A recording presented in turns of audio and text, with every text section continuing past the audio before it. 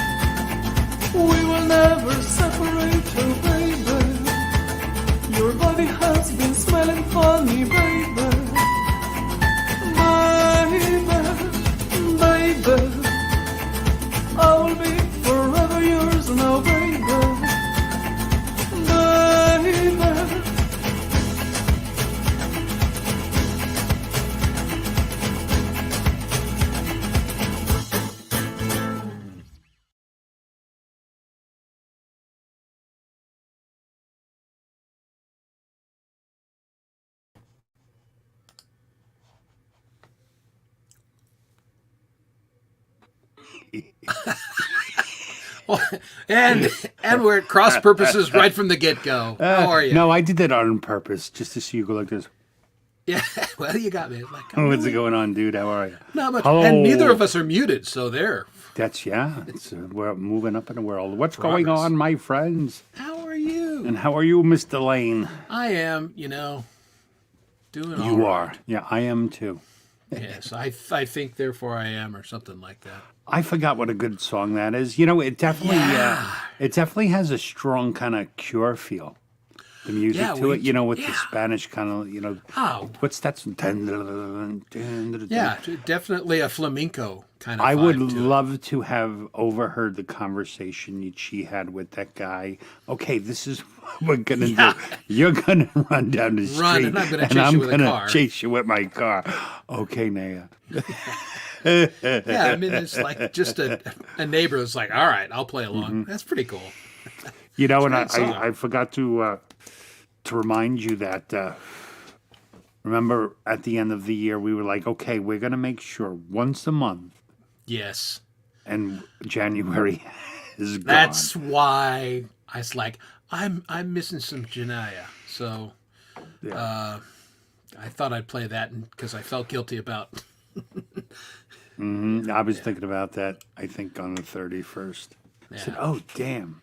Hello, Tony Howie. How are you, my friend? Tony, what's going on? I think I worked with Tony a little bit the other day, and I think we got his sound dialed in. Oh, cool. Yeah. Excellent. He was close, but we had to work on his signal chain a little bit. But... Rowdy's Jam Cave in the house. Hey, Mike, how's it going? What is up, fellas? All he is. I've been going through. They went live last Friday, and I've been going through it because those guys were jamming. They hadn't played for a while, I don't think, and they were clearly itching to play a little bit. It was good. Well, I'd imagine men of a certain age like us to get 5 to all be able to be on the same schedule. That's a lot harder than it's. Yeah, exactly. It's not a tough thing, or not an easy thing. So, who do we have with us? We have Shelly, Michelle, always Orson. comes early and sets the Very table. early. Appreciate that. With looking so exuberant. Yes, just in a And I do happy have place. a drink. Good. Do have a drink. I got water. Oh, that's good. DJ Big Red 81. DJ Big Red. This is our second meeting today. How are you, man? Oh, where else did you meet? You having little interludes? Yeah, no, we were on a different stream at the same time. Cool. I don't remember which one it was. I bounced around today. I was, let's see, I was on Pete's for a little while. It was his 8-year that's amazing, anniversary right? of stream. I wanted to hang out for a little while and congratulate him. That was cool. Caught a little bit of Quincy Kane's stream. Got a couple songs on that, so that was Awesome. good. Yeah. Secret Costa? Legacy is here from the future. Yep. How are you? Good to see you. Going on. See, I am not on first name basis with a lot of these people yet. It's just one I've of the heard weirdnesses the from names business. said, but I don't actually. I feel not right using names until I actually have. Yeah, reason to know we were on a panel together in a stream, so we've been formally introduced. Oh, that's special. Yeah, so That's special. makes it okay. Our good friend Chad Freeman is here. Chatters. How are you, Mr. Chad? And Clay, And Conspiracy Music. And he's patting conspiracy music. Yeah, they're going like on, Siamese Clay? twins joined at the I hip. know. What do you know? It's like kinda me like- and Chris showing up at the same stream together. Yeah, it's kind of the same deal. I call him, "Are you wearing a sleeveless T-shirt?" Yes. Okay, I'm in flannel. All right. Yeah. I just went with basic. I've actually have sleeves. It's just basic black though. Actually, I have to get more. My wife accidentally washed my flannel shirts. Oh, you can't wash flannel shirts, man, and throw them in. Well, They're you can, ruined. but then you can't wear them. Damn, the arms go up to here. Yeah, I look like a little exactly. orphan boy. Yeah, and it looks like you ate a These beer. are, what are they? Whitetail. I think they're called whitetail. Oh, they're the best flannel shirts. They're like my PJs. I will take your word for it. I can't wear flannel. It's Love too 'em. hot for me. I always have a chill now. I always have cold feet enhanced. Yeah, it's a little more that way. We said hi to Tony Howie. Good to see him. Tony. Hey, Hugh Caldwell. Huge. From Scotland. Let me do this for you. Mozzarella. There you go. It's a little mozzarella. Even though it's not my favorite cheese. No, it's But Fontina doesn't sound as good.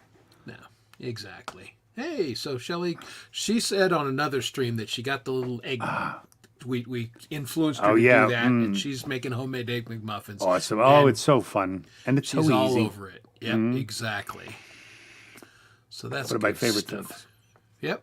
One of my favorite things. My kids did not like them, little bastards. Yep. All right. Joe Logs Vlog from Canada. How are you? Good to see you. Hey, what's up? Let's go. Thumbs up. Thumbs up. Right. Joe. Our first Canadian in the stream, I believe. We need a horn or something. Yeah. How come we don't say first Scotsman? It's Hugh. Only Scotsman. No, well, right. yeah, but I mean, JDL could show up potentially later. So he is the first Scotsman. Oh, well, hold on. Very important announcement from Chad. Hold on. Okay. If you have not voted, make sure you vote in Chad's poll. Top 2 with the most votes will be shows in April. Grunge for 20 country. My vote is for country. I wish I had the little sticker. I voted. So I ain't going to tell you what I voted for, but I voted. Oh, you're one of those people. Oh, so DJ was our first Canadian in tonight. That's right. I apologize. Sorry. I we forgot take the award back from you, Vlog. Yeah, Vlog, sorry. Yeah, you are DJ now the beat you. second Canadian. Yeah. And here's our man, Lord Spike. LSP in the house. All right. Well, What's you going got on, back man? from out-of-town work? Oh, Good. out-of-town work. I don't think you still worked. I thought you were just I don't know. Now, he's boss man, so he works harder in some ways. So kick off your Cabinets, boots. right? Yep. Cabinets? Custom cabinetry. Custom cabinetry. Industrial custom cabinetry. So kick off your work boots, grab a cup of tea. I can't believe I remembered that. That's from the good of the show. The one night we made everyone said what Talk their about occupation what they do was. for a living. I That's remember right. Lord Spikes. There was a couple cement guys. Yeah, now we had some contractors. Yeah, a wide variety of a variety. All right. So what's going on with you, Mr. Chris? Just trying to finish up the work week. I've got a magazine due 1st of March, and and I've got several new authors in this one, and I'm having to hold their hands and teach them what I want. So that always takes a little time. I'm so tired of work. Yeah. It's like all I feel like I do lately. I continue to not win the lottery, and I'll be working for the foreseeable future. What's up, Elweed Skeeter? All right. That's a cool avatar. It is very cool. Yeah, good to see ya. Thanks for joining us tonight. Yeah, well, I mean, look at that mugshot of Lord Spike Protein. I mean, that looks like the face of a hitman. Yeah. Or a cabinet installer. Or a guy you don't want to show up late on work Monday and have to see that face going, hey, you want to get paid this week? You know what show I've been watching? It's such a dumb show, but it's so innocent and easy. I can't remember the name of it now. Young Sheldon. Oh, Young Sheldon, yeah. It's so silly and funny, though. Yeah. But I heard the greatest line today. The father was like, I wish I would have seen that sermon this morning talking about church. And the woman said, his wife said, well, that's what you get for getting, she said, it's your fault for getting hung over on Saturday night. And he said, well, actually, it's God's fault for making Sunday come after Saturday night. I thought it was really funny anyway. Okay. Hey, Jade, how are you? Oh, it's always good to see Jade. And Jade sighting. Mars Capone. Mars. Hey, Mars. I don't believe has ever been on our show. So welcome, Mars. Thank you for coming. Mars. Why don't you give out the welcome package we give to every Yeah, that's new look person. look under your chair, Mars. That's where we put it. Unless Coming somebody outside stole your house it. right now. Yeah, in which case I'm sorry about that, but we're not responsible for that. It was there. Yeah, the Big Bang Series, it had its moments. But, I used to really like that show until my wife totally ruined it for me. yeah, we talked about that one time. Doesn't that canned laughter bug you? And ever since she said it, it was like, oh, damn you, woman. Yeah, It's ruined. it does. Okay, Daniel, how are you doing? Good to see Daniel. you. Thank you for joining us tonight. Muchas gracias for being here. See, it is good to have people to chat with and to. Yes. If you're in my stream, I'll review the rules for all the new folks. We alternate weeks, and it's Dom's week, so we're herding everyone over into Dom's stream so you guys can see one another in the chat. So if you're in my stream, right at the top, you'll see the link to go to Dom's channel. Get your ass out of there and get over to my house. Get the hell out of my channel. Get over to Dom's channel. I got people dancing on tables. Hey, Mars, what is snacks. the curse on? What show? Actually, I'm dancing on tables. What of the 10 billion channels now is the curse on? Yeah, I'm not familiar with that one. Me neither. But I started watching so little TV that's not surprising. I forget what it's called, but they made like yet another Band of Brother type of thing. But this one about Masters of the Air. Masters of the Air. Yeah, and now is that on Apple TV or Apple TV Plus? Apple TV Plus. Yeah. What's the damn difference? Because I got Apple TV. I don't know that I have. You Apple pay TV for Plus. Yeah, of course. Apple TV is just the device. Plus is their network. It's pretty good. Maybe I have it then. I need to look because that. Have you bought amazing. a phone in the last year? Any device you buy from Apple, you get Apple TV Plus for a year. No, I bought my phone almost 2 years ago. Curses on Show. Oh, I have Paramount. Ooh, that's good. We were just thinking about getting rid of it because I finished watching every Star Trek. So I'm like, I no longer need this, but now we can watch The Curse. Well, there you go. All right, so we all have next week's assignment. Everyone will watch The Curse, and then we all have to come and tell where it went wrong for us or something like that. Oh, then show me where the show hurt you. Okay. Right. I'm I don't a know what little that worried. means, but okay. I don't know. I'm a little worried. I don't want the show to hurt me. I don't want to hurt. I want to have I heard enough. Open, fun relationship with my show. Not with me, folks. Yeah, with the show. Yeah, with the show. Not this show. Hey, cheddar papa papa. Yep. It's Now, me, that's the cheddar interesting. pepper papa. Yeah, the Philippine channels. I've noticed since Dom and I both do go on some of the live streams with some of the Filipino people. I mean, they're great live streams, but they always have the little bit of canned laughter that they put in for even during the live stream. And I'm not sure why. It's just something they do culturally, I guess. I haven't noticed that too much because I'm too much listening to all the voices I can't understand. Yeah, yeah. It's I speak zero Filipino. Yeah.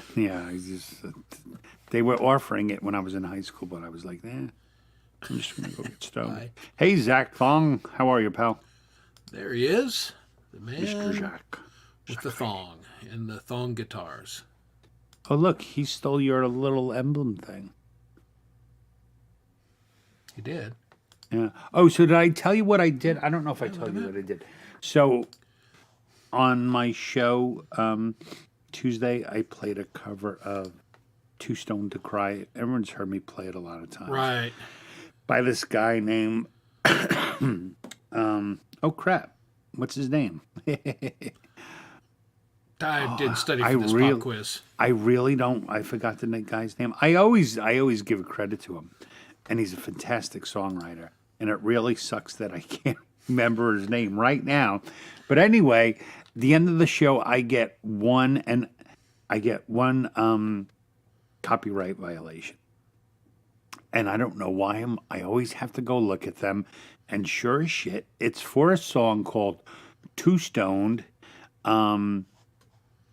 So I went to go check it out, and literally, someone completely stole the song, slowed it down, same exact lyrics, same exact chords, and called it something different, and had it, was distributed through is it Cry Baby or something like that?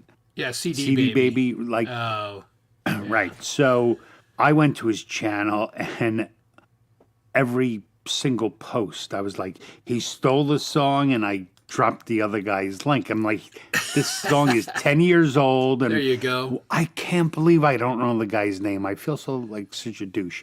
And then I wrote him.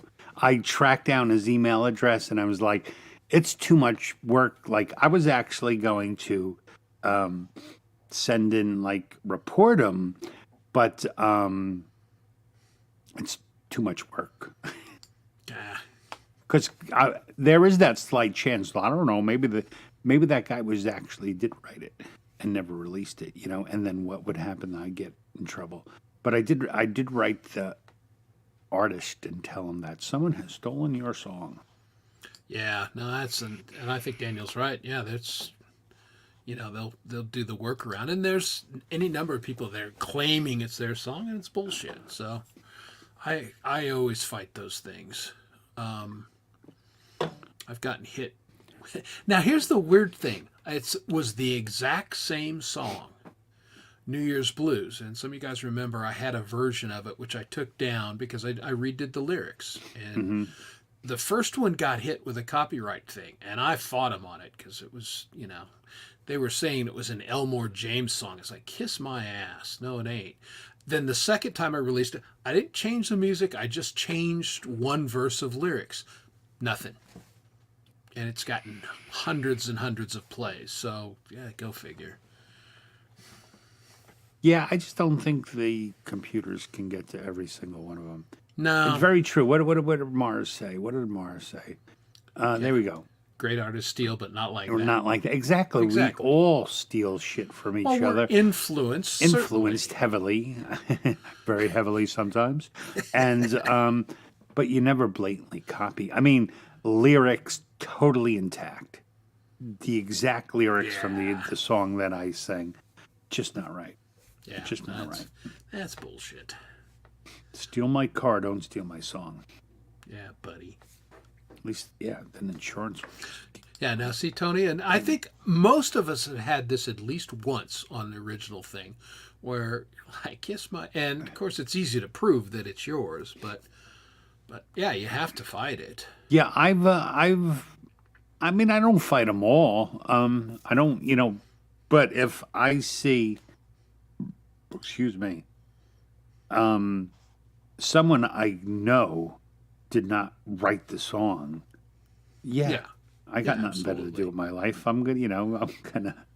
Well, I'm damn sure gonna fight for my song. And I've had, except when John Dominic gets me, I can't do nothing when he. Yeah, you dummy. I wear those like a badge of honor. I'm fucking myself. I got myself a copyright hit. Genius. Oh, you remember that? Yeah, it's getting worse, man. I have to take a day off. I feel like the wheel's just gonna rattle right off the car at this point. That's not.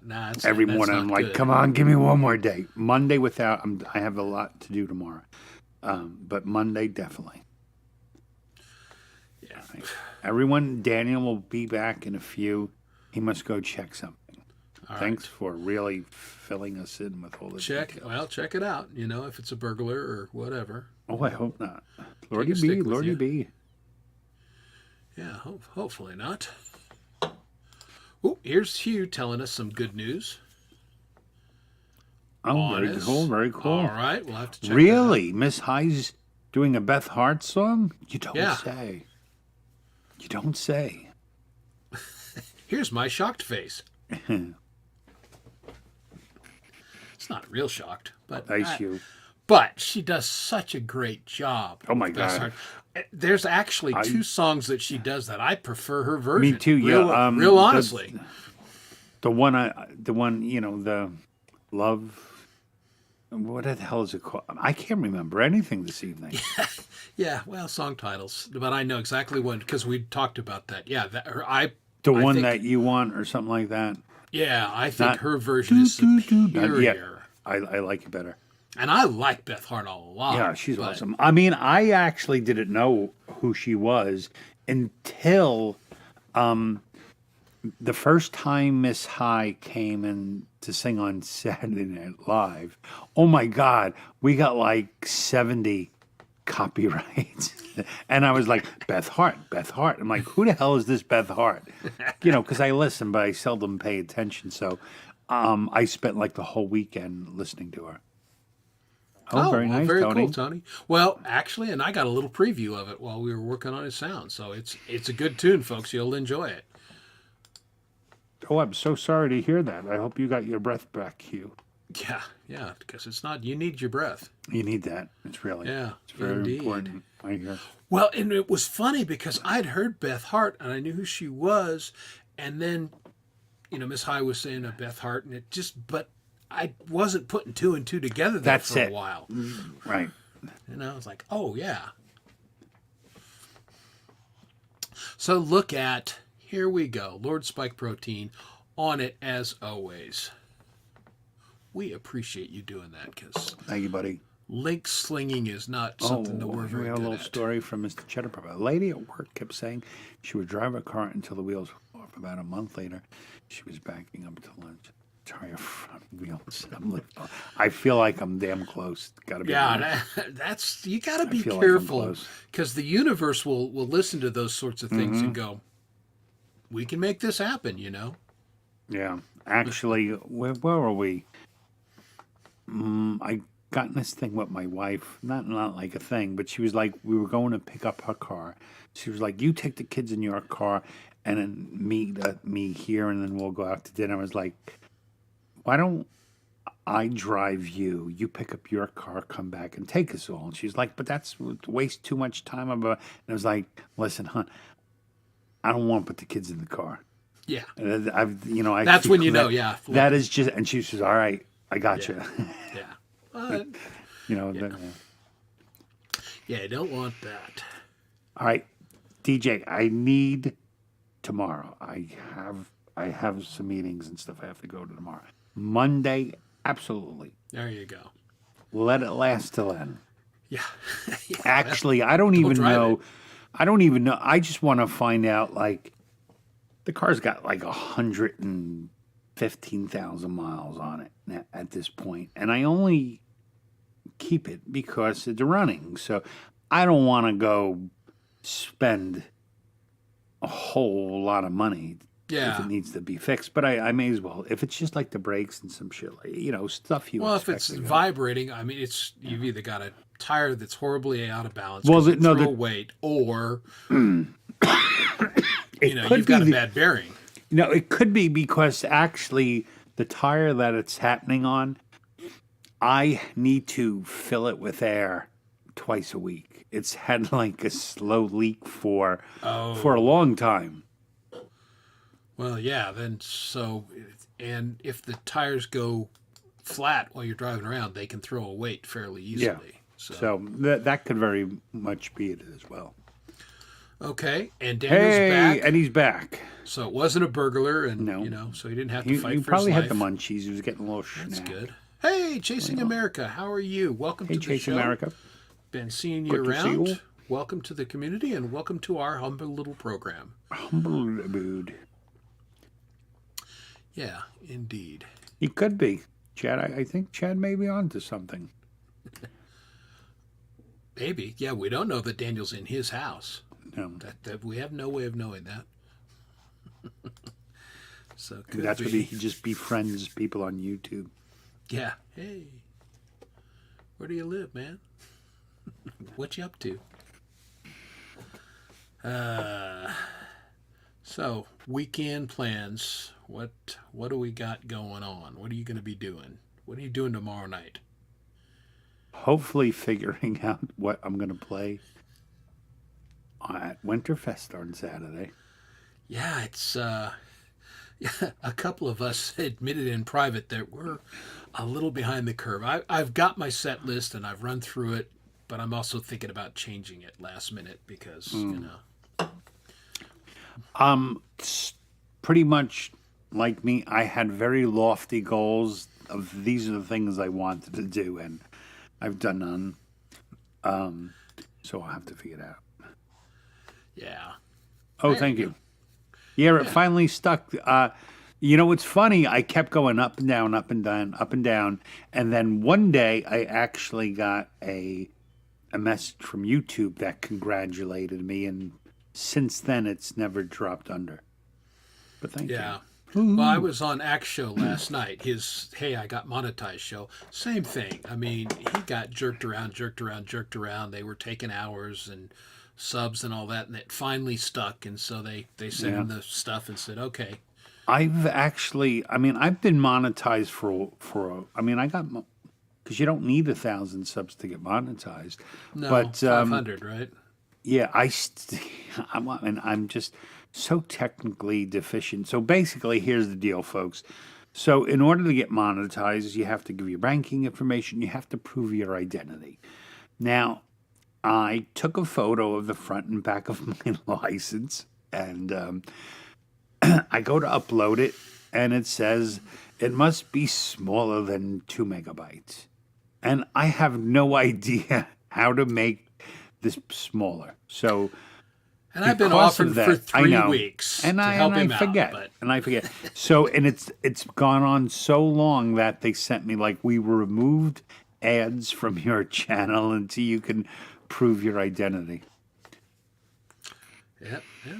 Costing yourself, 30, 40 cents. Yeah.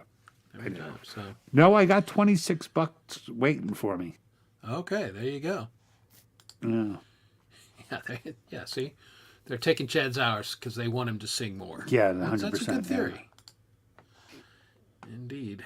4K to replace Valvoline oil. Because I'm thinking $4,000, that is roughly, I don't know, like 2 or 3 years of a lease. Yeah, dude. If it's got under 100K in great shape, I would be tempted to do that. My buddy next door has a 1978 Blazer that he has rebuilt basically 3 times now, and it's got 300,000 miles on it. But there's a big difference between a 78 Blazer and a 2001. Well, right, I understand, but I mean, they're great trucks, and he loves it, and he wants to keep it running, and he's put the money into it. I think given what even crappy used cars cost now, if the interior's in good shape and everything else, I might be tempted to do that. To do what? Fix it? Or put the 4K in it. Because, man, that's a solid truck. They just don't make them like that anymore. Yeah, I feel like you get to that point in the car's life where it's constantly going to cost more money. And that's true, and you gotta know. But under 100,000, the transmission's going to be good. The rear differential's good. You're not gonna. It's going to be solid, and just it needs motor work.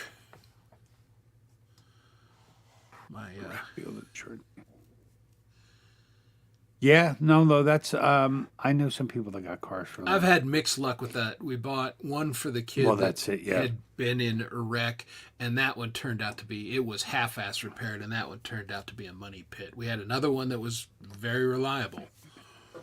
Well, you never know. Yeah, you gotta like that. 42 miles per gallon. Yeah, hello, right? Wow. That's insane. Well, my oldest son he's got a Jeep, and it's shed the computer. The computer's toast, and again, it's like $6,000. Well, but the car's only 4 years old, and it's got about 150,000 miles on it. I mean, and it's paid for. So he's like, well, all right. So I'm sorry. As Rhodey keeps talking about his 2001 Blazer, it sounds like he has a little bit of affection for it. So if you love it, then by all means you should fix it. Put the money in it, man. No question. You know, I hate my car, therefore. I don't. I mean, I have it's a 2013 Edge. Yeah. I like my Escape. Hey, Kinger, how Hey, you doing, Kinger's man? lurking at work. Lurking And working. Behind the filing cabinets is where he's lurking, which freaks his coworkers out. He jumps out with his guitar. Yeah. Starts playing Classic Maiden. They go, oh. Yes, and his coworkers run to the hills. Run for their lives. Or they take off down the block to 22 Acacia Avenue. We could keep going. All right. So, yeah, we got, of course, Chad and Clay's show tomorrow, Friday. And I'll point out, tomorrow, folks, is Bandcamp Friday. So what does that mean? That means if your music is on Bandcamp and somebody buys it, you get much more of the revenue from it. Bandcamp does not keep a lot, but they keep it less on Bandcamp Friday. The artist gets the vast majority of the money. So if you're thinking about buying somebody's music in the community, tomorrow's the day to do it. If you haven't bought Russ 8889's cancer charity album for the teenage cancer victims yet, tomorrow would be the day to buy it. And again, if any of you artists, and I'm on Bandcamp, go ahead and promote yourself a little bit, because it's a little extra money in your pocket, and Bandcamp Friday is a good deal. And I know that the boys, being Clay and Chad, are going to promote Bandcamp Friday on their show tomorrow. Folks, I have 4 songs there that are 2 years old. Go buy them. There you go. Here, Shelley said something kind of funny. When is the last time anyone has went to get brakes and they were told they didn't need rotors? Well, they just don't do it anymore. They don't do it anymore. Nobody turns rotors anymore. They just don't. No. And my brother-in-law, the auto mechanic, who's had his own shop for many years, and then when he got thrown out of there by the city because they foreclosed on the gas station, he went to work for the city. And what he tells me is it's a 2-part thing. Most people don't have the technical skills to turn the rotors correctly anymore, and the rotors are so thin and cheaply made that most of the time when a shop would get them, they wouldn't have the ability to turn them anyway and keep them a safe thickness. So they just replace them. So, yeah.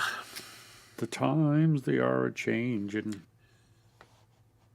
Isn't that right? They certainly are. Off any albums? I don't know. They definitely take the least. Yeah. And they take less of the least on Fridays. On Bandcamp Fridays. Less of the least. Less of the least. Somewhere. That almost made sense, didn't it? Like Made in the East. Less of the least. Oh, well, there you go. I like that, Jackson. So new DiMarzio's, huh? All right. Very nice, very nice. Play me something. Send us some guitar porn. And there's the link for the show tomorrow. So what else you got going on the weekend? Well, let's see.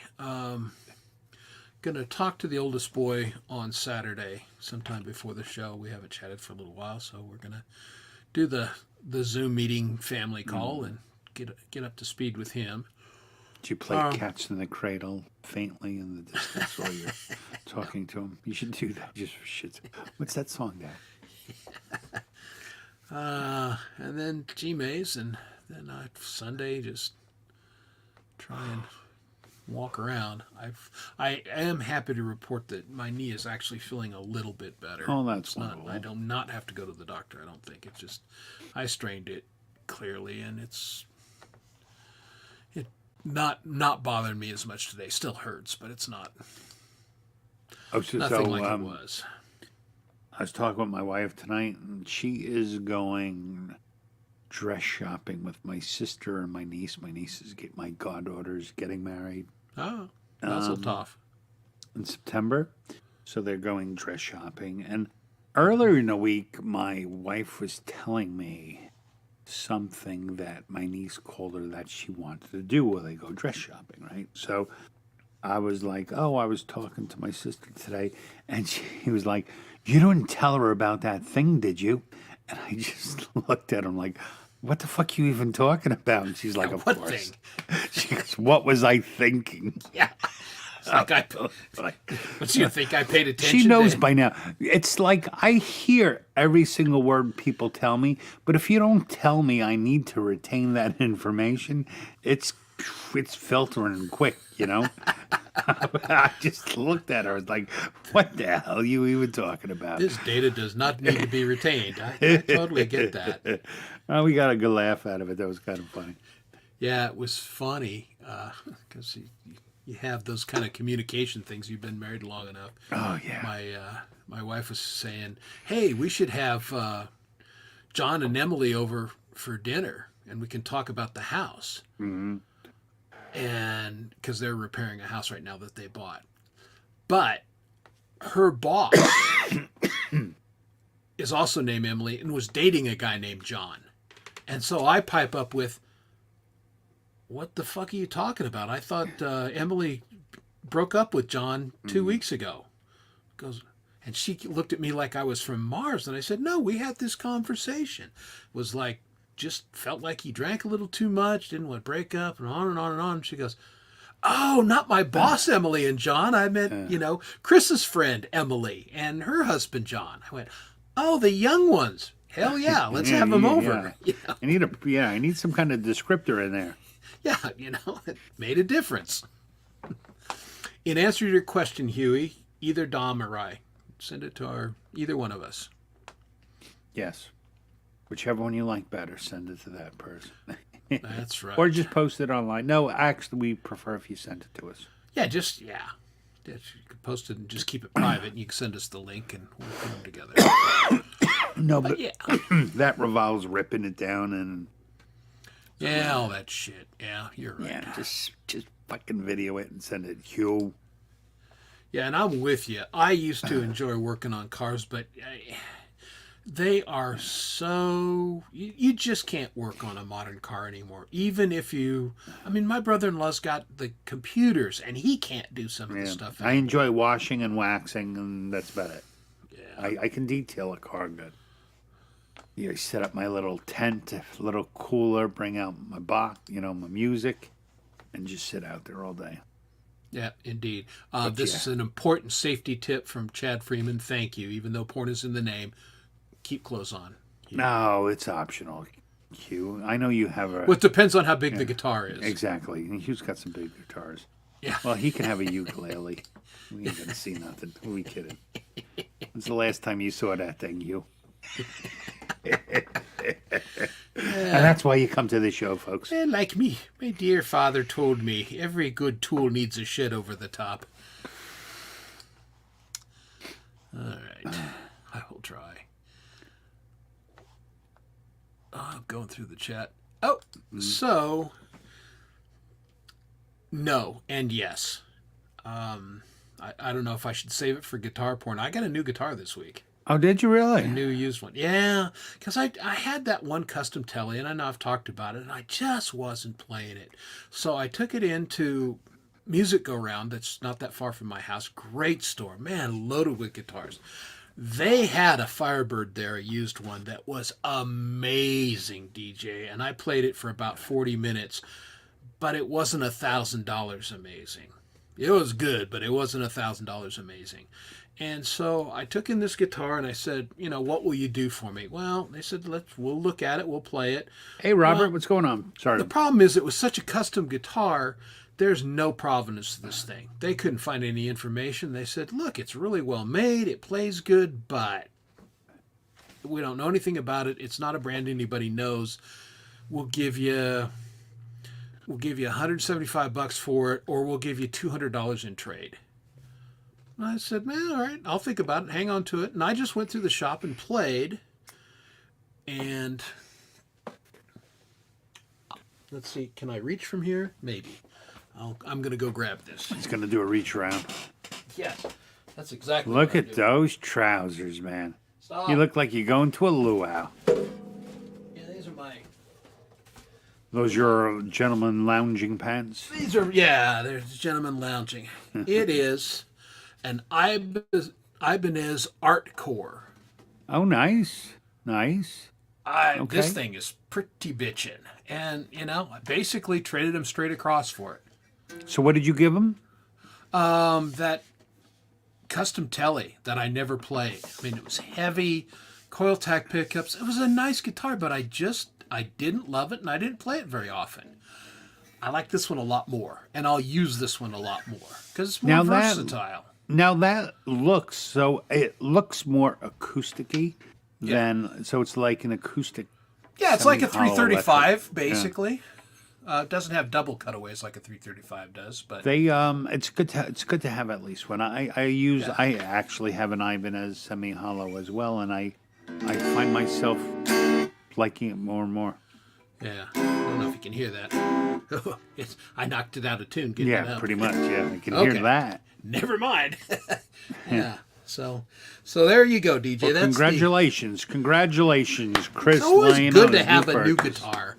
It is good. Yeah, I'll have that Firebird one of these now days, this is one. Oh no, you didn't buy it. You traded it. Yeah, I traded this one because you've never bought a guitar. Your wife buys them all. Yeah, my wife buys them for me usually. I bought some back in the day. You got to be doing something right. Yeah, mostly. Yeah, I'm a wife has not bought me a guitar. Mr. Robert Redmond. My IQ is, I have no idea, 7. Thank you for sharing my stream the other day, Robert. I appreciate it. Still on guitars. Yeah, of course, for Dom Torgrosso. What was the 12 string you used the other night? That is it's right here. What's the name? Okay, so this is a Breedlove. Yeah. It is the Echo Collection Pursuit Exotic S Concert 812 ST Cutaway Electric. Yes, that one I bought. That was I think it was actually a smart thing to do when I was really, really hurt. And I was kind of panicked, like if I was going to be able to play guitar anymore. I mean, I was in some serious pain. So yeah, I thought about it logically, and I came to the conclusion, if I buy myself a brand new guitar, I will have no other option than to heal properly so I can play it. So that's what I did. I was like this, and I bought a new guitar, and I didn't touch it until after I recovered from the surgery and stuff, and now I play it. So that was pretty cool. Worked out. That one worked out. Indeed. Oh, here's a little live guitar porn, inadvertently, but and to well, thank you, Zach. Yeah, it's a special. It's like they say it's like a concert violin type of finish on it. Yeah, it's pretty. It's yeah, nice. To Robert Redmond, I am familiar with that tape. I've used it on my shoulder before. Yeah, I'm a little hesitant to put it on my legs because I got really hairy legs, and getting it off, I would not look forward to the waxing myself in that fashion. So, wax on, however, wax if it's bothering me, wax on, wax off. Monday by next week, I will definitely do that. But it's everybody, getting better. Pole Vault's here. Yeah, Pole Vault. And you say you have an Explorer, but we've never seen your Explorer. So how do we know that you're not just liar, pants on fire? I have to say, he likes he likes guitars I imagine like 17-year-old boys get, like designs all over them and stuff. Yeah, I can see that. Now, I like Explorers taste too. In guitars. Yeah, well, Explorers are pretty cool.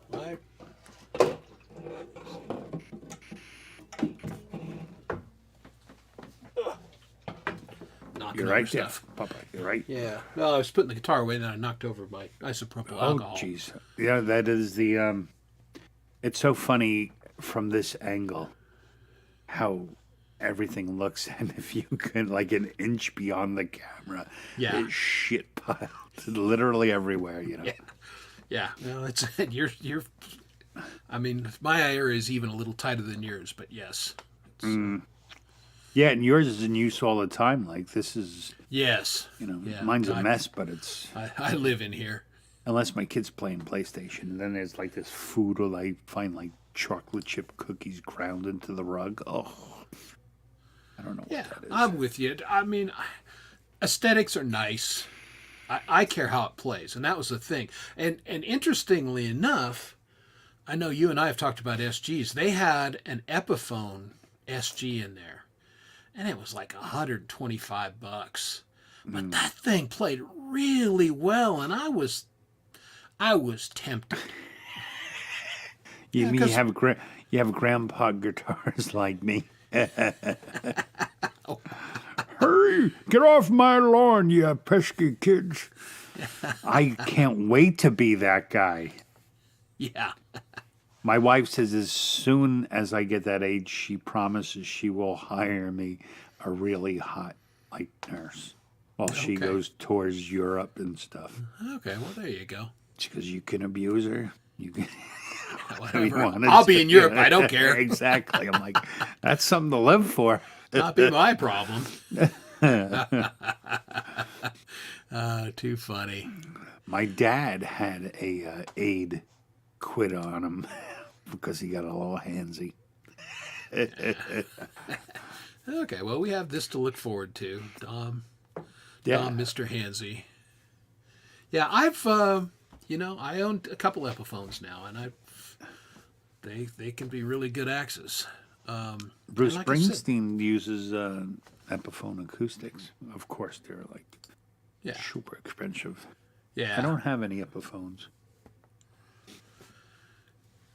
I've had the bad luck of always finding a nice guitar at a good price. Well, that's the thing. I'm looking for a guitar that plays and does what I want it to do, and I could care less about what the headstock says. Don't care. Hey, Feisty. There's. Apparently, Feisty had a major wardrobe malfunction. I was going to say, she's come to hang out with us. She had to take a whole show down. First there was Janet Jackson, now Feisty Feather. Yeah. Don't know what it could have been from, but that's why. Well, I think she actually offered to button up more, and I was like, "What? Don't do I'm that. not going to watch anymore." Yeah, we're out. Can we have one nice thing in our day, Feisty Feather? Yeah, come on. That's silly. That's why we can't have nice things. Well, but in preparation, because of her unfortunate experience, I put on nipple tape before I put the shirt on. So if for some reason this shirt comes off during this, we're covered. And that's the reason why I can't be like Axe and have toe cam, because I'm afraid of a ball drop. That's not a toe. Oh my! Yeah, you are getting old. Yeah, if you're hanging down there, bud. That makes a real great image you never wanted to see. There you go. Let him breathe. Indeed. When are you going live again? Because I have not seen the show lately. Not until I stay up pretty damn late, and I never see a notification. I mean, she's late. Yeah, which is fine, and I'm off and up. Hey, what time do you normally stream, Heather? Charlie Gabalden, how are you? What's up, Charlie? And hello, Jovel. Jovel just pushed us. Well, I will say this, because I was watching one stream that you did, and this was a couple months ago, and I think you had done the Renaissance Festival, or you had that costume. It was maybe around Halloween, And I was pretty convinced that you were in fact gonna have a wardrobe function because that was the costume was such that it was like I think the girls could come out and play. They did not that night, but if they did, I missed it. She called me or let me know one time, and like, oh, I played some of your songs, and she got a copyright thing in it, and she was like, I think someone stole your song. Remember I was telling her that? That son of a bitch, like, John Dominic. No, I think it's me. Oh, I was cracking up because I was like, oh, what am I going to do? What am I going to do? Like, and then when I tracked it down, I'm like, oh, shit. I've hosed myself again. Hey, Javelle, how are you? Good to see you. Thanks for coming. Yeah, that was the Tom Petty song, Free Ballin', right? Yeah, free ballin'. I'm free. Oh, my God, that would be a great There you cover. go. I have to go. I'm playing it on Kimchi, mate. Free ballin'. Yeah. Yeah, do it this summer, Yeah. With your Chris and I were talking last week, and we said what we should do on Winterfest is we're gonna play like the most famous and copyright protected covers for we're gonna play like Chris is gonna do all the Eagles. I'm gonna play nothing but Metallica. Yeah. Silly people. Yes, you can. Yeah, no, sure. Man. Yeah, that's one you don't want to drop something on the ground. Yeah, as long as Hugh or JDL never put their leg up on a monitor. Yeah, exactly. As long as they never do one of these, Yeah. like Jethro Tull used to do play his flute. Yeah. Yeah, it was bad enough that, he had the tights and the codpiece on, yeah. Yeah, Shelley, I actually played Desperado one time on one of my live streams, and I didn't get anything for it. And then right after, I heard Charlie told me about he got a major strike from playing the Eagles, and a bunch of other people did, and I was like, I ain't playing that no more. Yeah, I think you dodged it. The Eagles AI got activated or something. No, I forgot to order those strings. Did you try them, Charlie? And and one of the thing is, I get nervous, especially the String Joy. I get nervous with Facebook marketing. It's all over on Facebook, at least my feed. And I don't know. Yeah, because you were talking about strings, so obviously they went, so that's fine. But it's more like I'm not going to buy yours, because of it. Facebook marketing is fine. I mean, you saw how well that worked out with my guitar. Yeah. No, I have bought things from direct marketing, and for a while I was like, that's cool. A Long Run is such a great album. Yeah, it really is a good album. Indeed.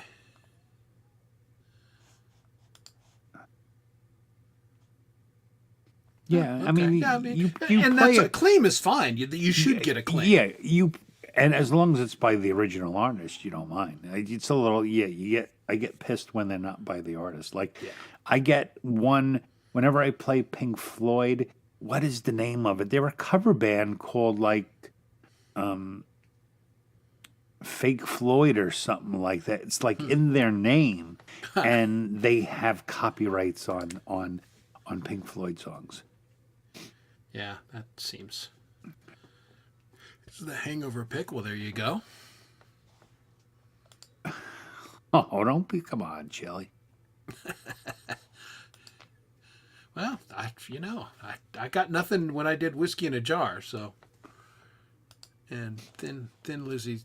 Just don't play the pose. Yeah. Yeah. Well, and we were on G-Maze, we were pushing a little bit because, I actually did Freebird just because I was feeling froggy. I figured, what the hell? And he left the stream up. Freebird before. I forget where I was, and there was a cover band, and people were, requesting things, and someone, did the old Freebird, and the guy did it really good. He's like, well, play it. It's a $50 request, kind of thing. And I thought it was kind of neat. Yeah, absolutely. Whiskey in a plastic bag. There you go. Yeah, I would make a song about Turkey Hill, right? They used to come in plastic liters for easy. Yeah. Because too many drunks are dropping their bottles of whiskey and getting cut and bruised by the broken glass. Now in a safe, convenient plastic, non-breakable bottle for all you drunks. I was just cruising YouTube, and it was just those compilations where people do dumb stuff, and these Russians are coming out of a liquor store with a sack full of vodka, and the guy trips on the curb and drops it, like 5 bottles. The look on this poor Russian's face, I mean, it's like, that sucks. That was my food allowance for the month. Sorry, comrade. Yeah. Indeed. Well, we've got active chats, and it's very cool to have lots of everybody people here getting tonight. hit with shit. Lots of people getting hit with claims. And again, you know what? If we're doing a cover, I have zero problem with the original artist saying, that's my song, right? Yeah, I do. Mm-hmm. You have to appreciate Robert Redmond's both generosity and honesty. Yeah, thank you. I shared you out. You're probably going to get some shit bags. Because we haven't had any good trolls in, not since the guy that showed Not us since his the guy wiener. who said, he was very not nice. Yeah, that was, I didn't need to see that. No, we had one on Saturday Night Live, too. Remember that one guy? Well, that's what I'm talking about. Yeah. He wasn't naked, though. Well, what he cut to certainly was. Oh, he I don't even know the stat. I think I was in a mad dash. Like, where's... Yeah, we were both in a race to kill it. I need a big red button. I need a big red button right now. Well, speaking of big red buttons... what? That's what I had to cut out of the stream. You almost said something completely different. Yeah. Everyone, you like our little watermark Chris made? Isn't that nice? Isn't that cool? Yeah, we got our... Oh, we have the wrong... we have my stream thing. Where's that? Oh, I didn't fix that. Yeah, damn it. Is it this All right, one? you on it? Yeah. No, it's not that one. No, not that. No, maybe we should maybe delete these ones that we don't like. There we go. That's the one we like. This is our background. This is our background. Because that's us. We're fast moving. That's right. We're up at night and we're active and vital. Mm-hmm. Yeah. Shit's happening. Exactly. I bought a new vaporizer. Such a deal. Yeah, because I've been waking up in the morning and go, oof, I really should stop smoking. Yeah. It's not great. No, it's not. I don't advise it. None of the fun kids. things are.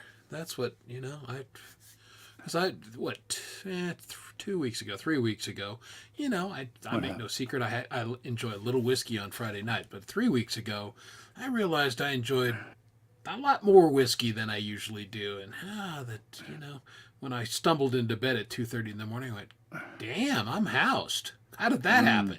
I would like to propose that one night on Conspiracies Channel, like a little sociological experiment. Everyone comes, and everyone has to come sober, and last one's still sitting. Like time drinks or whatever, and to see who can go. That could be fun. Could probably be very dangerous too. Yeah, that seems like something we would do in college, and it's a bad idea. A lot of miscreants hang out with that conspiracy music, cause they don't have trouble. I know I do.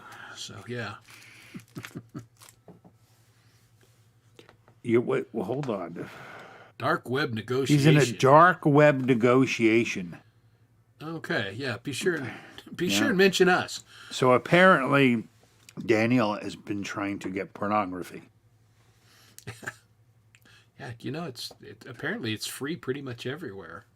I don't Yeah. need to go on the dark web unless you're Yeah, you could have going watched after some really nasty stuff. You could have watched our music show, and you would have. That's right. You would have gotten a little taste. And that guy certainly got a little taste. Bada boom. And that is the way America should be. You shouldn't have to pay for pornography. That's the country People I'm do, fighting though. for. Billions of dollars, apparently. I guess. I don't get it, but I don't get a lot of things anymore because I'm old. That's just because we spend all our money on guitars. Landar and StreamYard and guitar strings, and porn by another name. Yeah, pretty much. That's why we call it guitar porn, Chris. And it's actually a lot cheaper. If we were addicted to regular pornography, that would be, you can manage a good life with that, Yeah, exactly. You don't get out much. You don't want to shake anyone's hand, but, ours could be a little more damaging. Good one. Dom's got jokes tonight, folks. I feel like I got someone to talk to. Yeah. Yeah, make sure when you guys are on Dom's Tuesday stream, be sure and write nice things in the chat so he has something, because he gets lonely up there. So That's not, I don't get lonely because I actually don't like being around people. Here's my thing. I think everything I have to say is pointless. So I'm like, what am I going to say that? What am I going to say that? And I'm not a good small talker. So when I have no other voice to speak with, if I could play the voice that's in my head, people would just be hysterical. Because it's just a constant conversation. Like, don't say that. That's stupid, you idiot. And that's what I pretty much do for 2 hours sitting there by myself. Overthinking. Yeah. Mm-hmm. So, and when you're doing a show with headphones on, suddenly now you actually hear the voice in your head, What's up, Blue? How you doing, pal? Yeah, it's guitar porn, not real porn. No. Well, again, I guess that got mentioned a little bit. Oh, craziness. Craziness, ladies and gentlemen. It always is here. And what are you doing on Sunday? You said walking around? I believe you said walking around. Yeah, I'm going to walk around. I don't know what I'm going to walk around. I think it depends because the weather's really nice here in Denver. It's like almost 60 today. Okay. Saturday, it's going to be either sleet or 6 inches of snow, which is the Denver weather guys, like, we have no fucking idea. We're going to guess. It was it was much nicer by us today. It was both.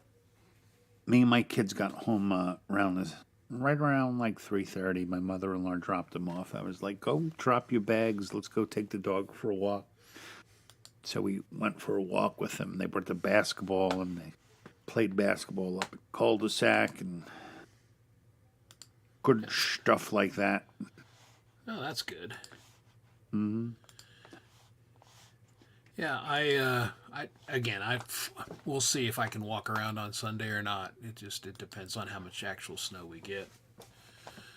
But you never can tell in this. Yeah, I don't think we're doing anything. In Denver. My wife's doing stuff. Me, I don't think so. Yeah, and we finally got all the Christmas down, so I got on the ladder really? Last Sunday. Yeah, because it was finally decent. Oh, jeez.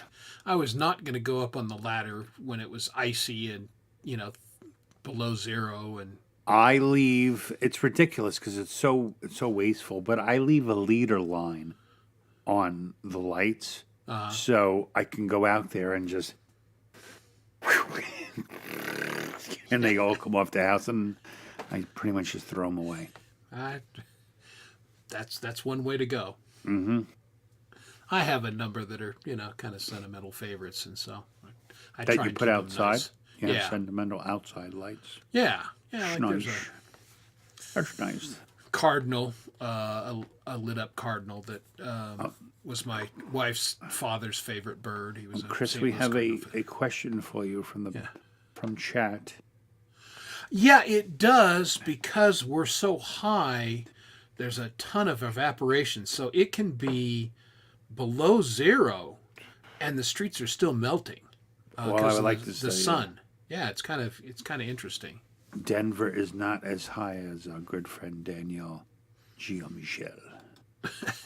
Maybe not. Denver ain't that high. Yeah. Danielle's 1.25 miles high. Yeah, that's right. We're only a mile high. He's got you by that much. Indeed. But yeah, the mountains are supposed to get it pretty good this weekend, but sometimes it makes it down the hill, sometimes it doesn't. Yeah, we haven't had anything that stayed more than a day. It almost never snows here anymore. Like right at the end of the winter, we'll get some snow. Yeah, we're actually going into the snowiest time here in Colorado. We get most of our snowpack February, March, and April. So, I can answer this one. Actually, Chris got a Flowbee for Christmas. Yeah, can't wait to try it out. No, I don't. Occasionally, if I get wild things up here, I'll trim a little bit. Don't say dead ends. Don't say dead ends. No, I don't. I don't really trim my hair. So. I hate long hair hippie people. Yeah, no. I can't do it. I have like a massive cowlick, and it's like, and I can't get to the point when. I can't let it get to the point where it's long enough that it no longer bugs me. So right when it starts getting like, ugh, it freaks me out. I hate it. Yeah. No, I. Hey, Amped Amy. Amped Amy. What's going on? TM. Trademarked. I like that. Good to see you. Thanks for joining us tonight. Always good to see new people in our stream. All are welcome. Yeah, I actually have 3 colics, but my hair just, when it grows this, you could never, you don't know. I don't say you had to cut your hair. Personally, for me, it's not for me. I'm much too lazy. Well, see, and this is how I do my hair. I take a shower, I've put on a hat, and I'm done. Yeah, I can't do it. I spend too much time in the morning drinking coffee and smoking to worry about and combing my hair. But I have friends with long hair. If you choose that you don't want to be my friend because the differences in our hair, can't we all just get along, people? Can't we all just get along? Can we look past these superficial differences? You know? Yeah. If you don't like me, do it for a real reason because you don't like my taste in music. Now that's something I can understand. That's right. Look at this hippie I hang out with. I talk to this guy every day. Every friggin' day. Every day.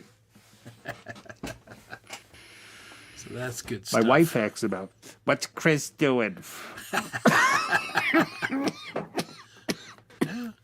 It's a topic of conversation, you know. Kay asked me yesterday. She goes, "How's Dom's business going?" I said, "So far, so good. I think it's terrible. I haven't stopped working. Yeah, well, that's how. And I haven't had a chance to open up the stupid bank account yet, so I can't even get paid. But yeah, no, I started laughing and then coughing because as soon as I gave that stupid voice, it was in my head. I was like, "Oh, thank God, my wife doesn't sound like this." My wife has a very nice voice. She's not harsh at all. My wife, I call her. My wife is the whitest woman I've ever met. I call her Swiss Miss. Oh, really? Yeah. Now, it's important. My wife has a very pleasant voice. I mean, if she talks to me for extended lengths of time, it's like, and because it's so soothing and pleasant. I could not have a relationship with somebody whose voice was unpleasant. I couldn't do it. Oh, look, you're getting Amy's a little jealous. I'm sorry. Yeah, pretty much. Amped Amy, I had a friend when I was in high school. He was the drummer of my band, and we would go over to get him so we can go in the woods and drink beer like kids did back then. Yeah. And he would be like blow drying his hair for friggin' 20 minutes. And we'd all just like, oh, forget this. And we'd just like leave. Yeah, just and he leave would it. come into the woods where we're all just like drinking beer and smoking pot and whatever, bullshitting around. And his hair's all perfectly feathered and stuff. Like you bonehead. I don't do any of that. Oh, yeah, crazy. maybe Flavio, Daniel. But, well, this was the 80s. I'm sure you did back then, Chris.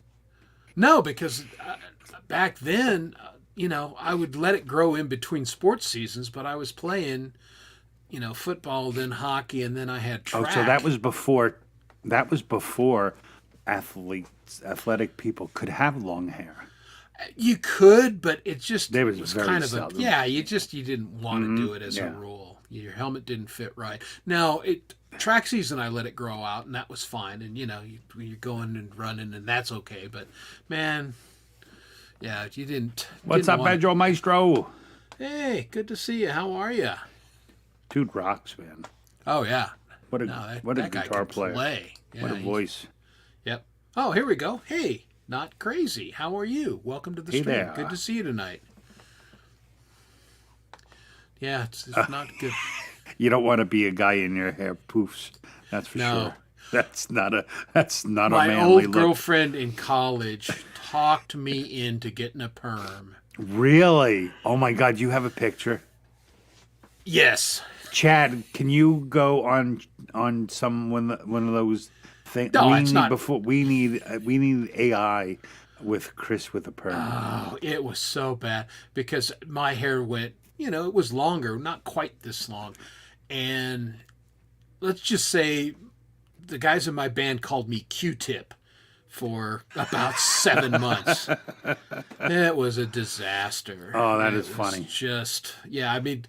It was so bad. I was this close to just shaving my head to get rid of it. Very important announcement, Chris. I think people are getting the hang of our little sharing. We have 22 people, and 21 people are in my chat. So thank you all. I guess Chris is probably the only one who isn't, which is good. Yeah, well, I'm in both. Got to be there to kick him out. So yeah, exactly. So no, I hope it's working better for you people. That so we want as this thing. We don't like when people were like, "Hey, I don't hear we what want they community, and we want you guys to see because you guys are clever as all get out, and you guys need to see what everybody's posting.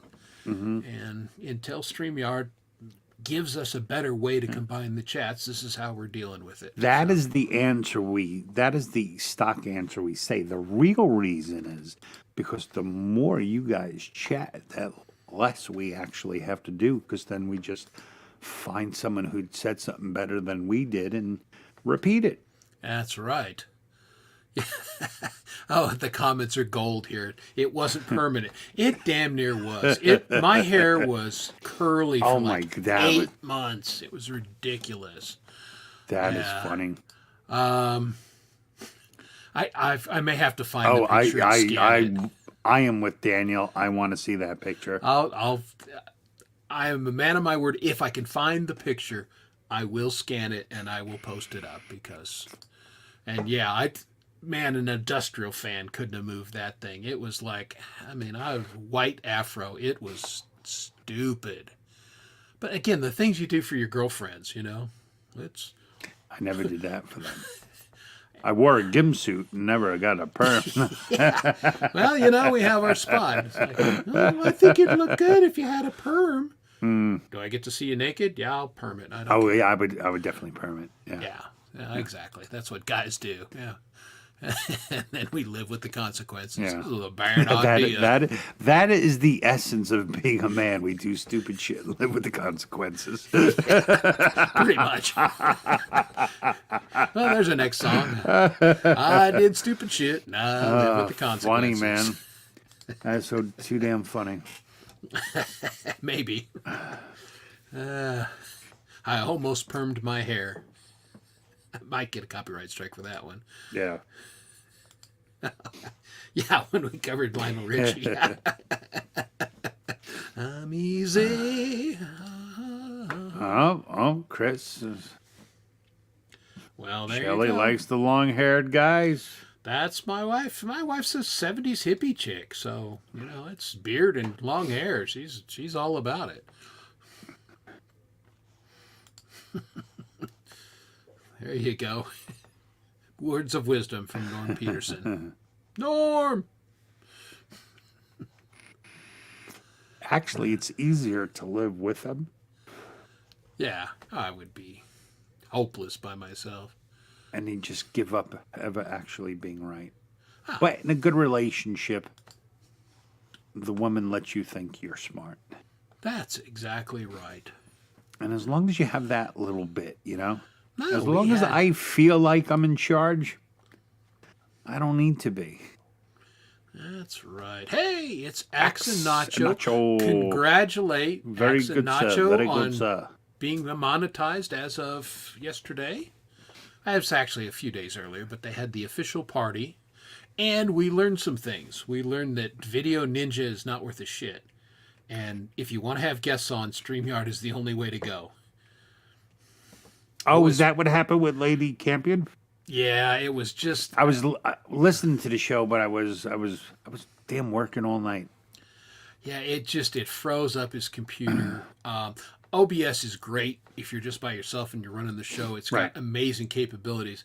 It cannot handle bringing guests on. You got to use a third-party program, and it did not work well. Well, that's what the Rua guy does. He does his show through OBS, but when he has people on, he does it through StreamYard. I think that's I think it's the way to go. Yeah. Well, I guess it depends on how you wear it. I can see that. Depends on what you're looking to attract or repel.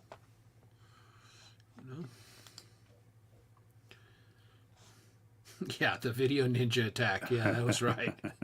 But it was a good show, and it was fun to hang out for a little while with them and say congrats and all of that. So, and it was entertaining.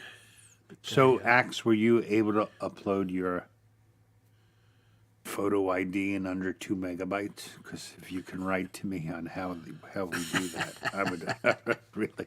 I just want to see how long I can go being in trouble. You could go forever if you wanted, but it seems kind of silly. You did the work to get monetized. Well, my whole point was I never intended. You know me, I'm a very stubborn Sicilian, so yeah, really. I took it like YouTube saying you ain't nothing until you got 1,000 subs. So thank you. Yes. All right, make her a moderator. Even on men, too. Wah, wah, wah. Where you keep going, Danielle? Daniel has some more dark web business. He's got dark web's doing some Bitcoin things. All right, so yeah, he's leaving to check on it. What secrets are you trading right now? He's in some like military base in Oklahoma. That's cool. Bitcoin right now is worth $200. Up $30. Up $10,000. $4. Just in that time span. Bitcoin, no thanks. All right. What do you think, sir? I think we should play a song. What do you think? Let's do it. You got something queued up? No. Okay, excellent. I love the way you think. I'm doing nothing. And liking it. I'm really enjoying it this evening. All right. Having a good old time. What's this? I can do something here. There's an online software that you can use to reduce the size of your image without pejorative. Are you saying I'm fat? Oh, you're talking about. Are you talking? Well, yeah. You're talking about for my ID. Really? Well, Maria told me I should take a screenshot, and that will be a smaller picture. I took an actual photo with my camera, and that's fine. And just put it up on the screen and screenshot that. That'll be smaller. All right, I got something queued up. It's our good friend, the metal piano guy, Mr. Mike Molino. And this is an early version of this song that he recorded, but it's one of my favorite songs. I mean, he's got some great music, but this is the one I really like. This is Thanks, Mike DJ. Molino, Not Like You.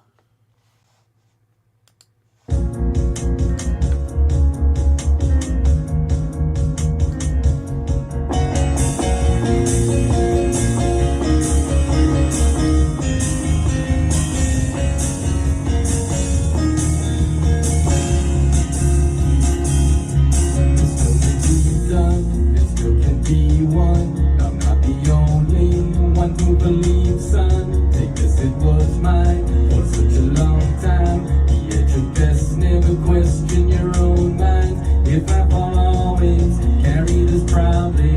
I did it for you, and now that they found me, I really should go. But I'm here to stay, to see it all through, all of the way.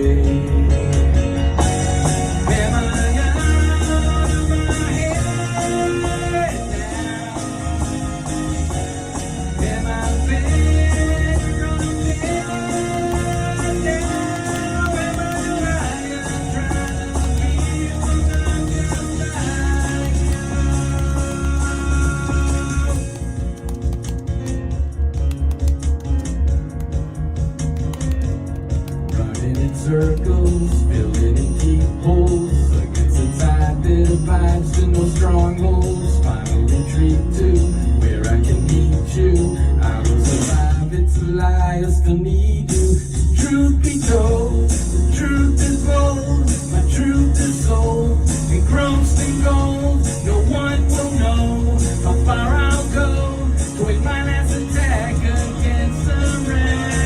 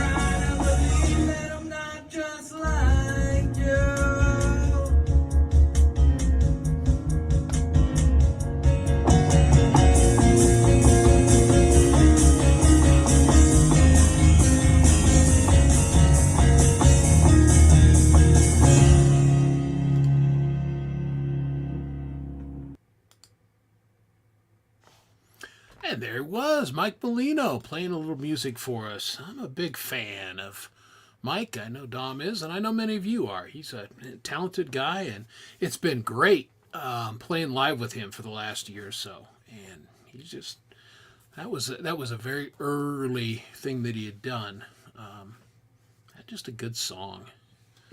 So, very good song. Very good song. Yep. All right. Who's leaving us? Mike, you taking off? All right. Thanks for hanging out with us, Rody. We appreciate you. Take care, Rody. We'll keep an eye out for next time you boys get together and play live, because that is a good time. If you've not been to Rody's Jam Cave, he's got the coolest. It's literal jam cave full of amps and decorations, and they get together and jam, and it's awesome. Yeah.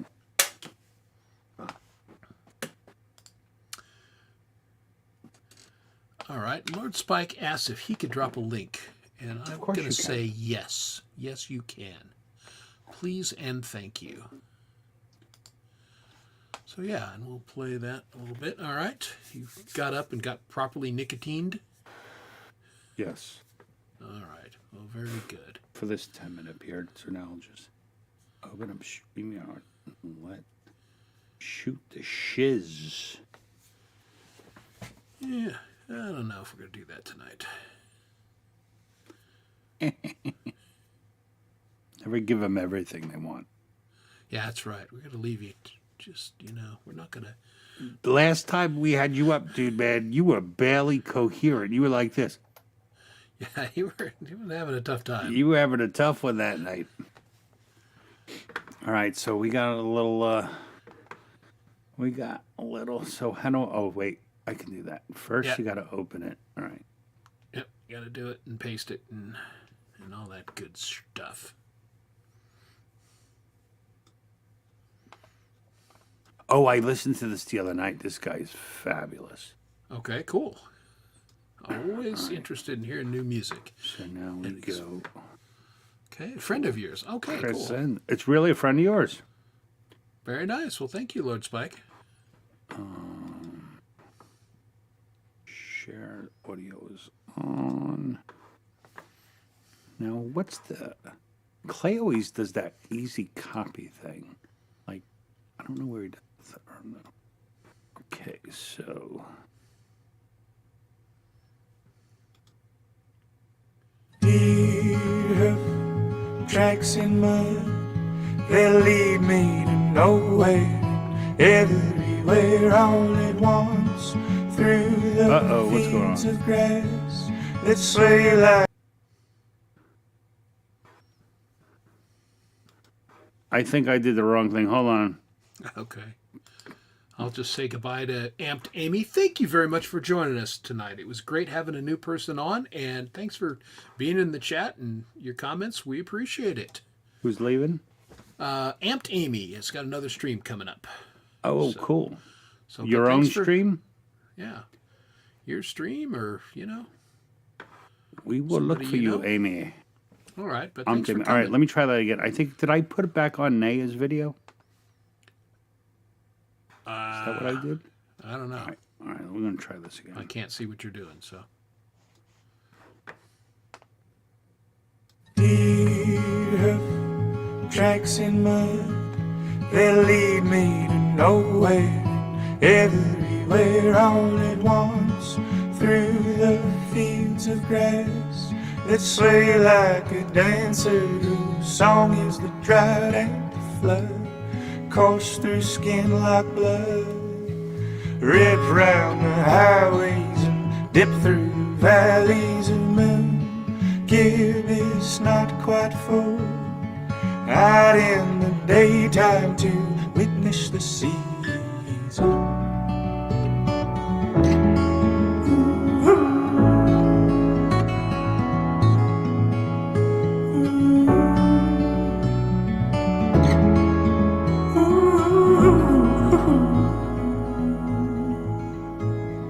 Dog clad in spring's embrace, dotted in flowers and drenched in the greenest of green. Sunlight's on my face, thousands of shadows all tangled like brambles. It's clear my great escape is here in the country where I should be buried. The pale blue azure sky is deep as an ocean, reflecting my thoughts back through time.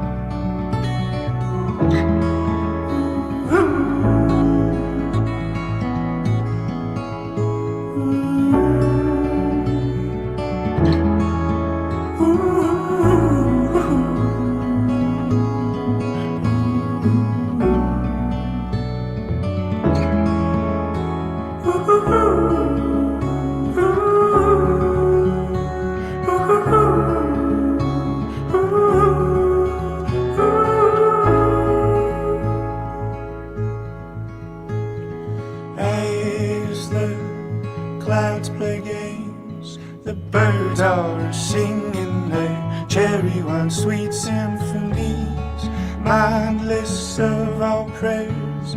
They rejoice in the bounty and dip their wings into the streams, silver, white, and clean, washed over boulders of various colors and sizes. Hey, there's three in line. I cross the stone bridge and into the cracks of my mind.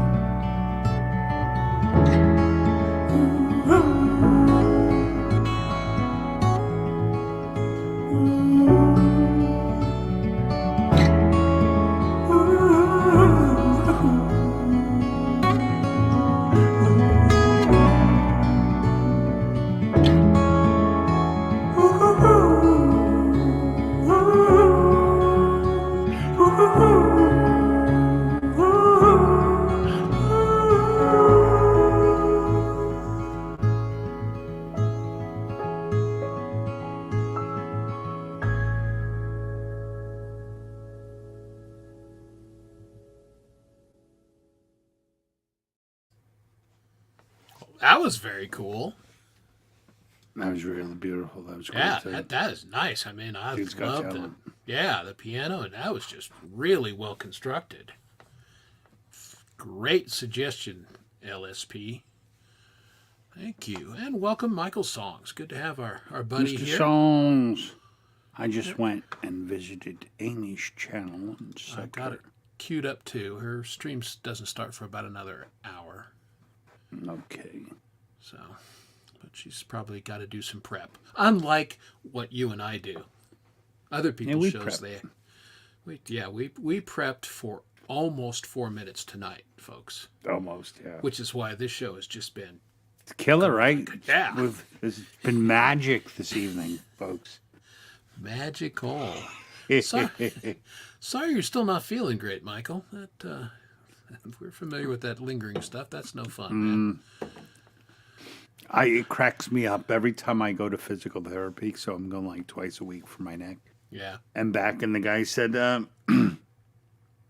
so what's your pain level? I'm like, do you mean for you, or do you mean for like a 56-year-old? Because I'm always in pain, like... Yeah. I just want to make sure you realize that. So I'm starting, my 0 is maybe like your 4 or 5. There's just reality, Everything always hurts. Well, yeah. I mean, I played sports for all those years. There's a price to pay for that. And I feel terrific, but that's not to say that I don't get out of bed stiff most days. If I sit in the car for longer than 30 minutes to an hour, I limp for the first 5 or 6 steps getting out of the car. It's just how it is. Ain't a thing. Yeah, lately, if I don't have a dog, I'd never go outside. Yeah, I gotta get walking through the neighborhood again. I didn't do it for the last couple of weeks because it's too friggin' cold. Yeah, too cold. Yeah, I'm a fun guy, but when it's 17 and then 0 and -5, yeah, if I wanted to walk around in that shit, I'd go move up to Alaska with Hippie. By the way, I don't know if you saw, Hippie had his stream Sunday night. He's back and very a much lesser Hippie. Yeah, in physical form. Shadow of his former self. He said he's dropped 40 pounds, which is pretty impressive because he's done it in under 4 months. And he's got new gear that he's still working out some kinks of the new gear, but broadcasting in stereo, using OBS and everything. Now again, he went to the OBS, went the opposite way for the sound quality, but now he's going to have the same issues that everybody else has if he wants to have guests on or do like the whale show like he used to do.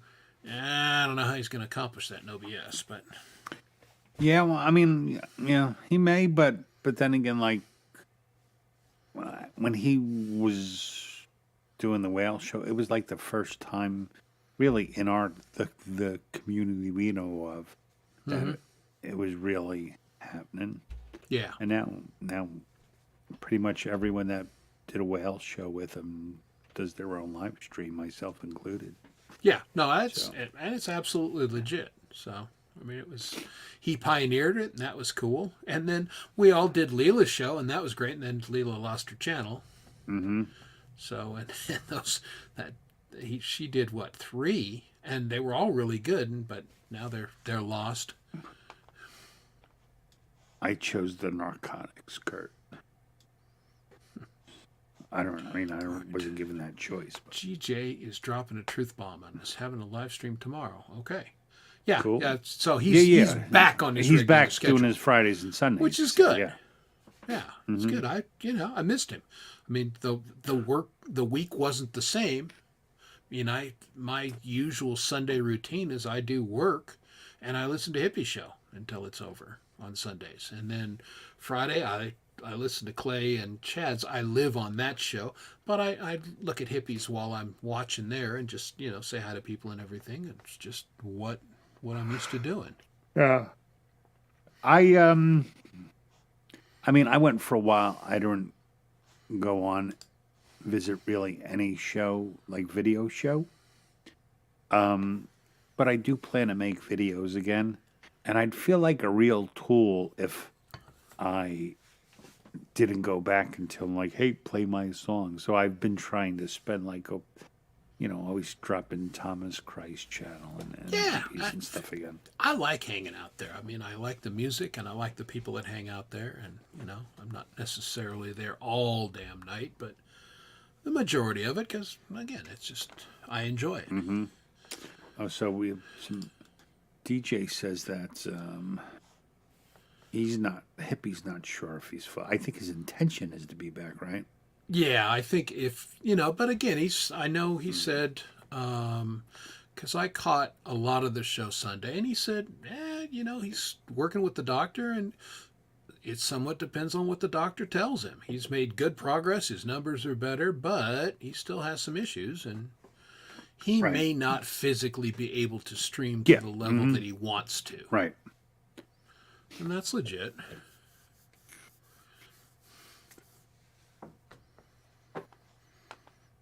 I have all these exercises I can do now before and after streams, or when I turn my camera off, thinking these with these elastic bands and stuff to keep my shoulder moving.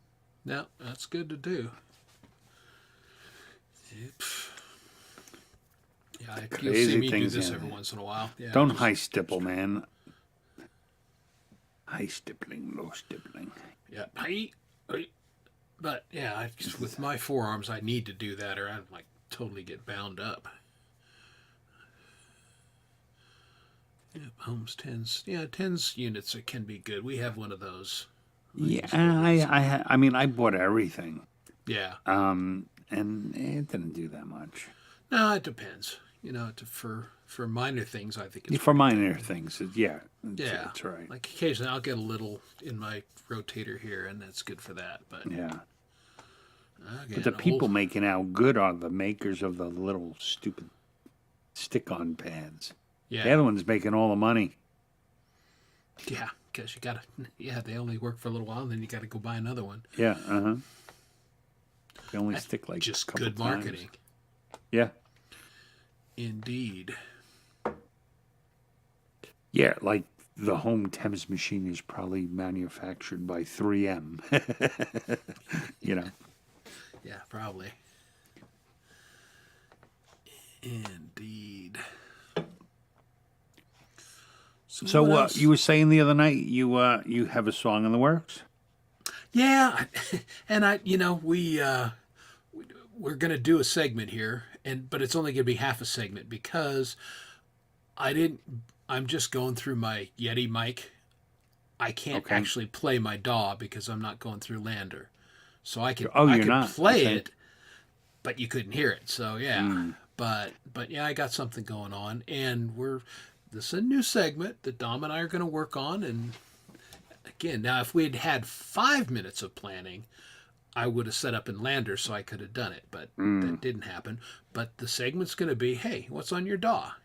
Yeah, okay. Again, we're Songwriters Anonymous. We write songs every day. That's what we do. And Dom's got some new stuff cooking, and he may be willing to share direct from his DAW what he's working on tonight. Well, it's not so much things I'm working on, things I find. Like Yeah. I maybe it's a good habit, maybe it's a bad habit. Often I just go in and hit record and just play. Yeah. Sometimes they become songs. Most times they just become things that are there. Like, do you have an organized DAW or is it messy? Mine's very messy. Mine is not organized, but it's not messy. It's somewhere in between. It started off, it was a friggin' train wreck, and because of that, I've worked on organizing it a little bit, but it's not where it needs to be. No, mine's a complete mess. So, And I've been having a problem with GarageBand. I don't know if you've experienced it. If I try to open up something old while another project's open and it says, "Do you want to save?" and I go, "No," the whole program shuts down and I have to restart it. That's happening to you? That's a new thing, right? It is a new thing, and it's something on this update. So yeah, I've gotten in the habit of shutting completely out of whatever project I'm in, and even then, it sometimes crashes. Which is a pain for me because a lot of times I will just open up something I'm working on and just start hitting buttons to see if it does anything, and then. So I don't want to save it a lot of times. I just want to go back to the original. Yeah. No. Hey, what's going on, Ian? Yeah, I get around that. I've got multiple versions of a number of songs because I've got one that I think is solid, and then I'll copy it, and then I'll mess around. I'll cut up the other one. I'll do other things with it. So, even if it turns out to be a total train wreck, I didn't lose anything. Mm. See, organized people. Yeah, see, I don't even, what is the template? Like how the project opens, like you have the sound, the amps or whatnot you want? Is that what it is? Expound on that, because we're curious. Yeah, voice memos, they work good. However you capture it. I mean, that's what Tony just bailed out. He goes, "Guys, I got an idea for a song. I'm out. I'll see you later." That's what happened to me on Gmail. Gotta go. Right? I was hanging out with everyone on Gmail, having a good old time, and I had a song or idea, and I was like, I have to go. And I said it, and I hit leave, and then I sat here, and then I figured it out, posted it to SWA the next day. But that's the thing. Like, my other problem is I can't seem to get myself to record the songs I write on acoustic. Only electric songs I put in. That is just a weird mental. It's mental. That is the key word. And that's what it is. Because I just, I'll record with whatever guitar I happen to be holding when I have the idea, and half the time that's acoustic, half the time it's electric. Yeah, but see, I think all right, you have to talk because I have to shut GarageBand down to open it up again. All right, understand that. All right, oops, I gotta put this comment up first. Yeah, I mean, there's no magic to this stuff, Ian. I mean, we make a big deal out of it being in Songwriters Anonymous, but the point of that is to, keep each other motivated and help us get through writer's block and things. And, sometimes the magic works and sometimes it doesn't. I will go a month or two and I don't have anything, and then I'll do 3. It just depends. Here's what.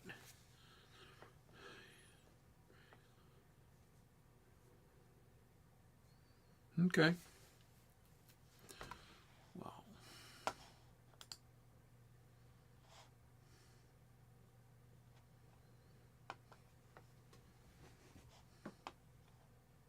Yeah, I have. I have a pretty extensive vocabulary, but that's not always good for songwriting. A lot of times, it's not it's the right word, but it doesn't fit with the flow of the song. So you have to find other synonyms or other words that work for that. So I keep a rhyming dictionary open. I have a thesaurus open. I've got a lot of word tools that I keep handy, just so, you don't fall into a rut. Yeah, there's a couple guys that can play. There's no doubt about it.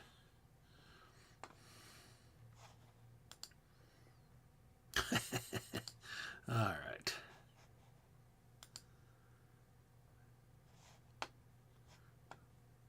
All right, there you go. Ian. No, I'm just lazy. Okay, well, fair. I mean, if gotta know your where your things go. What I can't do is I've got an iPhone. I've got GarageBand at my fingertips on my phone, and I'll be damned if I ever really use that thing. Every once in a while I hit record and I'll sing something into it, and that's as far as it goes, which is kind of a shame because it's a really powerful tool, and I know there's a lot of people that's all they use is their iPhone or their iPad and record with, but I haven't figured that one out yet. So one of these days I will. Yeah, Del Toro Grossa can play a little bit. There's no doubt about it. It doesn't. Maybe it's not working. This is when we try new segments. Sometimes the magic works, and sometimes it doesn't. So, thank you for your patience, folks. All right, can you hear me? Yes. But I have a bad lag, so I'm not going to say much. Okay. So don't have a conversation with me. All right, so this is something I just found laying around my door. It's called Project 64. I don't even know when I recorded the damn thing, but it's pretty much a whole song already. So I'm going to play it. All right. Let's see. Present.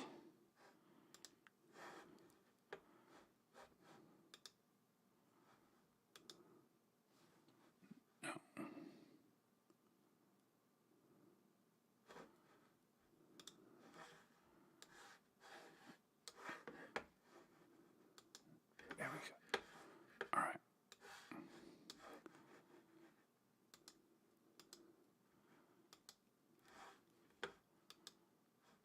There it is.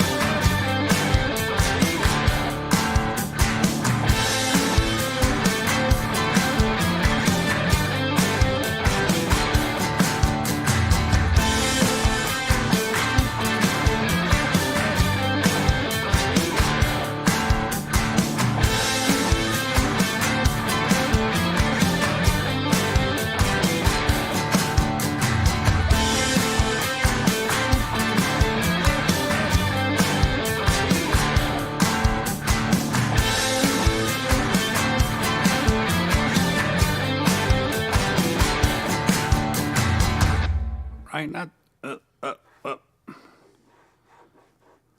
What did I do? Hello? You made it stop. Huh. Can you hear me? Yes. Oh, wow, that's weird. My mic's... All right, let me get out of this thing. That's not too bad, right? No, you don't remember. You've played this for me before. Have I? Oh yeah, a long time ago, and I liked it. And I was like, okay, yeah. And then that was the last I heard of it. You know, that's, when, with a name like Project 64, it's easy to... Pretty sure you did that sometime after Project 57. Pretty certain. Now you just muted out somehow. Okay. Wait for it, folks. He's working. This way, he's getting there. Coming up. All right. He's got to dump out other things. So, anyway, that was kind of cool. And, yeah, we'll share that every once in a while. Just a little work in progress. Again, because you guys are all musicians or, music lovers. And I think people are always interested a little bit in the process. And so we do, every once in a while on the show, take a little time and share the process. Just our thoughts behind how we're working on something or where the where the workflow is and everything. But to your question, DJ, both Dom and I have Logic and neither one of us use it. And it's okay, I'm back. Just one of those things. I have yet to bump into the limitations of GarageBand that keep me from doing what I want to do. I know Logic has a few more tools. A few of the plugins are better. You certainly have Flex Pitch and some of the other things, but I just haven't found that I wanted to take the time to get really proficient in Logic. And partially, and I'll be real honest, I won't name names, but there was a member of SWA for a while and was writing stuff, doing GarageBand. He went to Logic and he fell so down the rabbit hole with Logic, he never did another song. He just became more of a producer than, and it was a damn shame. And I was always worried about, because I dig technology and I could see myself doing exactly that. So that's why I have stuck with GarageBand. Even I have Reaper too, and I've used Reaper, but I keep going back to GarageBand.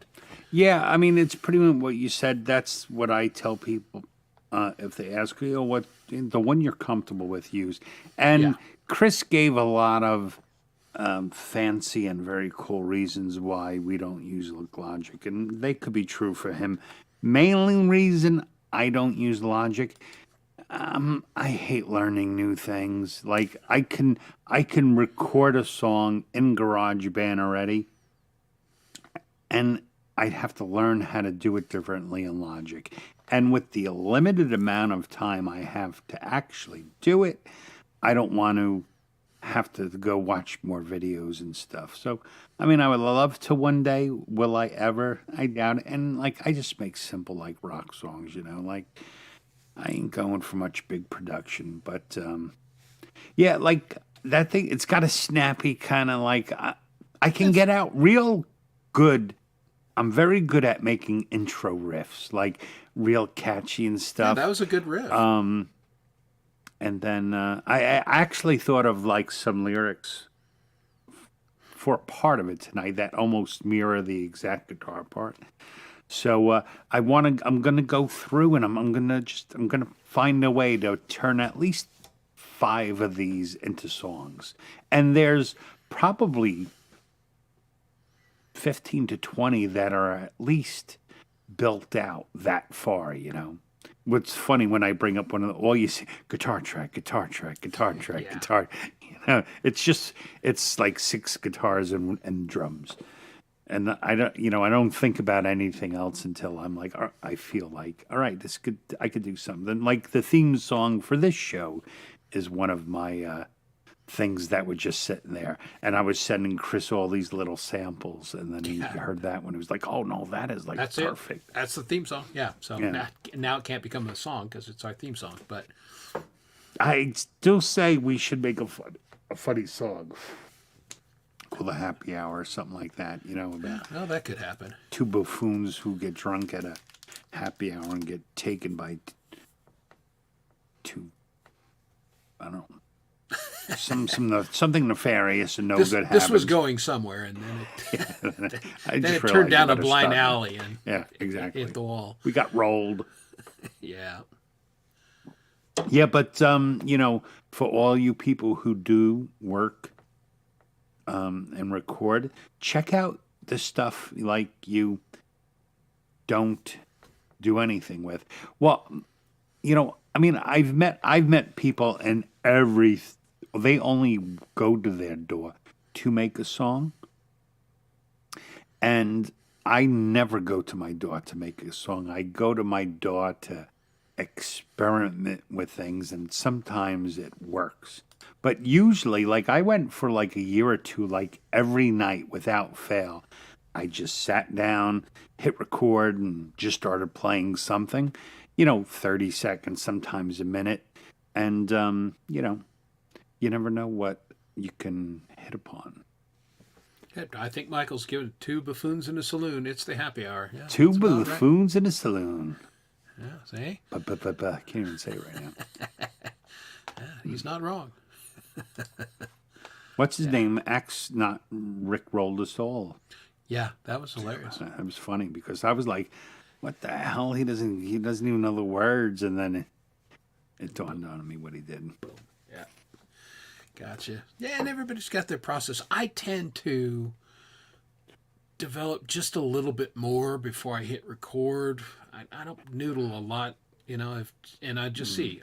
So I think if I think this is going to become a song, I tend to hear at least the vocal melody fairly early on, and a lot of times the music will just tell me what the lyrics are, or at least the chorus, and that's what I was going to play had I set up differently, is basically I've got the verse, and I've got the chorus, and I've got chorus lyrics, and they're done, they're complete, I sang them, I just got to go and work on the verses a little bit, and then start fleshing it up a little bit, but it's just acoustic right now. Me, I have 2 completely different processes. I have an electric process and an acoustic process. And electric guitar songs are born like that. Generally the music comes before the lyrics. I don't even think about it because I'm just jamming on my guitar. That's all I want to do. That's all I'm trying to do. And acoustic written songs are the acoustic and my voice at the same time. And that's also the other reason is a lot of these songs I can't do because I play my guitar where it sounds best for my guitar, not for where it sounds best for my voice. So often they're way out of my range to actually sing. Yeah, I can see where that'd be an issue. I don't play with the alternative tunings like you do, so I don't tend to run into that. Yeah. I tried. Dom showed me a couple tunings, and I just couldn't figure them out. We have a question from the audience. See, when you're starting a song on guitar, what key do you find yourself? Oh, G or D. Sometimes A. Yeah, it would be hard. Yeah, this it would be assumes hard. that I know what key I'm in, and that's a big assumption for me. I just play, and I don't know if it's going to sound the way I want it to come out, but I never think about, the vocal key or anything, because as a rule, I don't have to worry about it. There's not a whole lot of keys that I can't sing in. Honestly, the only thing, if it's too low for me, I will occasionally run into that where it's like, this is a lower range for me, and this is not the best key for me. But yeah, I don't ever think about that a whole lot, DJ. I just whatever the sequence sounds like, and then I go to the tune bat, and I'll play the song into it and go, hey, what key is this in? And it'll say, whatever it is. And I'll go, cool, thank you, tune bat. Because hell, I don't know half the time. And when I think I know, I'm wrong about a quarter of the time. Well, so many of them there, like C, D, and G, they're also really close. You only have like 1 or 2 different things in each one. Right. And I just know from experience that that is actually some of those songs may be low for me. So I've been raising them up. But so usually on acoustic, it's D or G, and A and E when I'm on electric. Yeah, I'm in those keys fairly frequently, but again, all my guitars are tuned down a half step. Yeah, but we don't mention that. You just yeah, and the only reason that makes a difference is I don't think he means key by ear. Just right. Yeah, and the only reason that that's of any importance whatsoever is if you're recording and you do have to do some kind of pitch correction. And again, I don't do much of that, but when I try and do it, it's like you got to know what key you're in, or the pitch correction goes, I can't help you. Oh no, it's funny. So I think the last time I did a demo was for that slow burn thing that I did, and I went to go redo a guitar part, and I was like, "What the hell's going on?" And I forgot when I recorded it, guitar was tuned down a half step. So I was like, "Oh, geez, I hope we can just move the capo and it'll be good enough," and it was. But yeah. Yeah.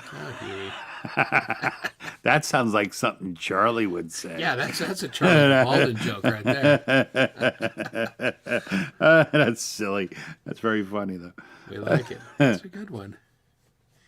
What's your key of choice, DJ Big Red?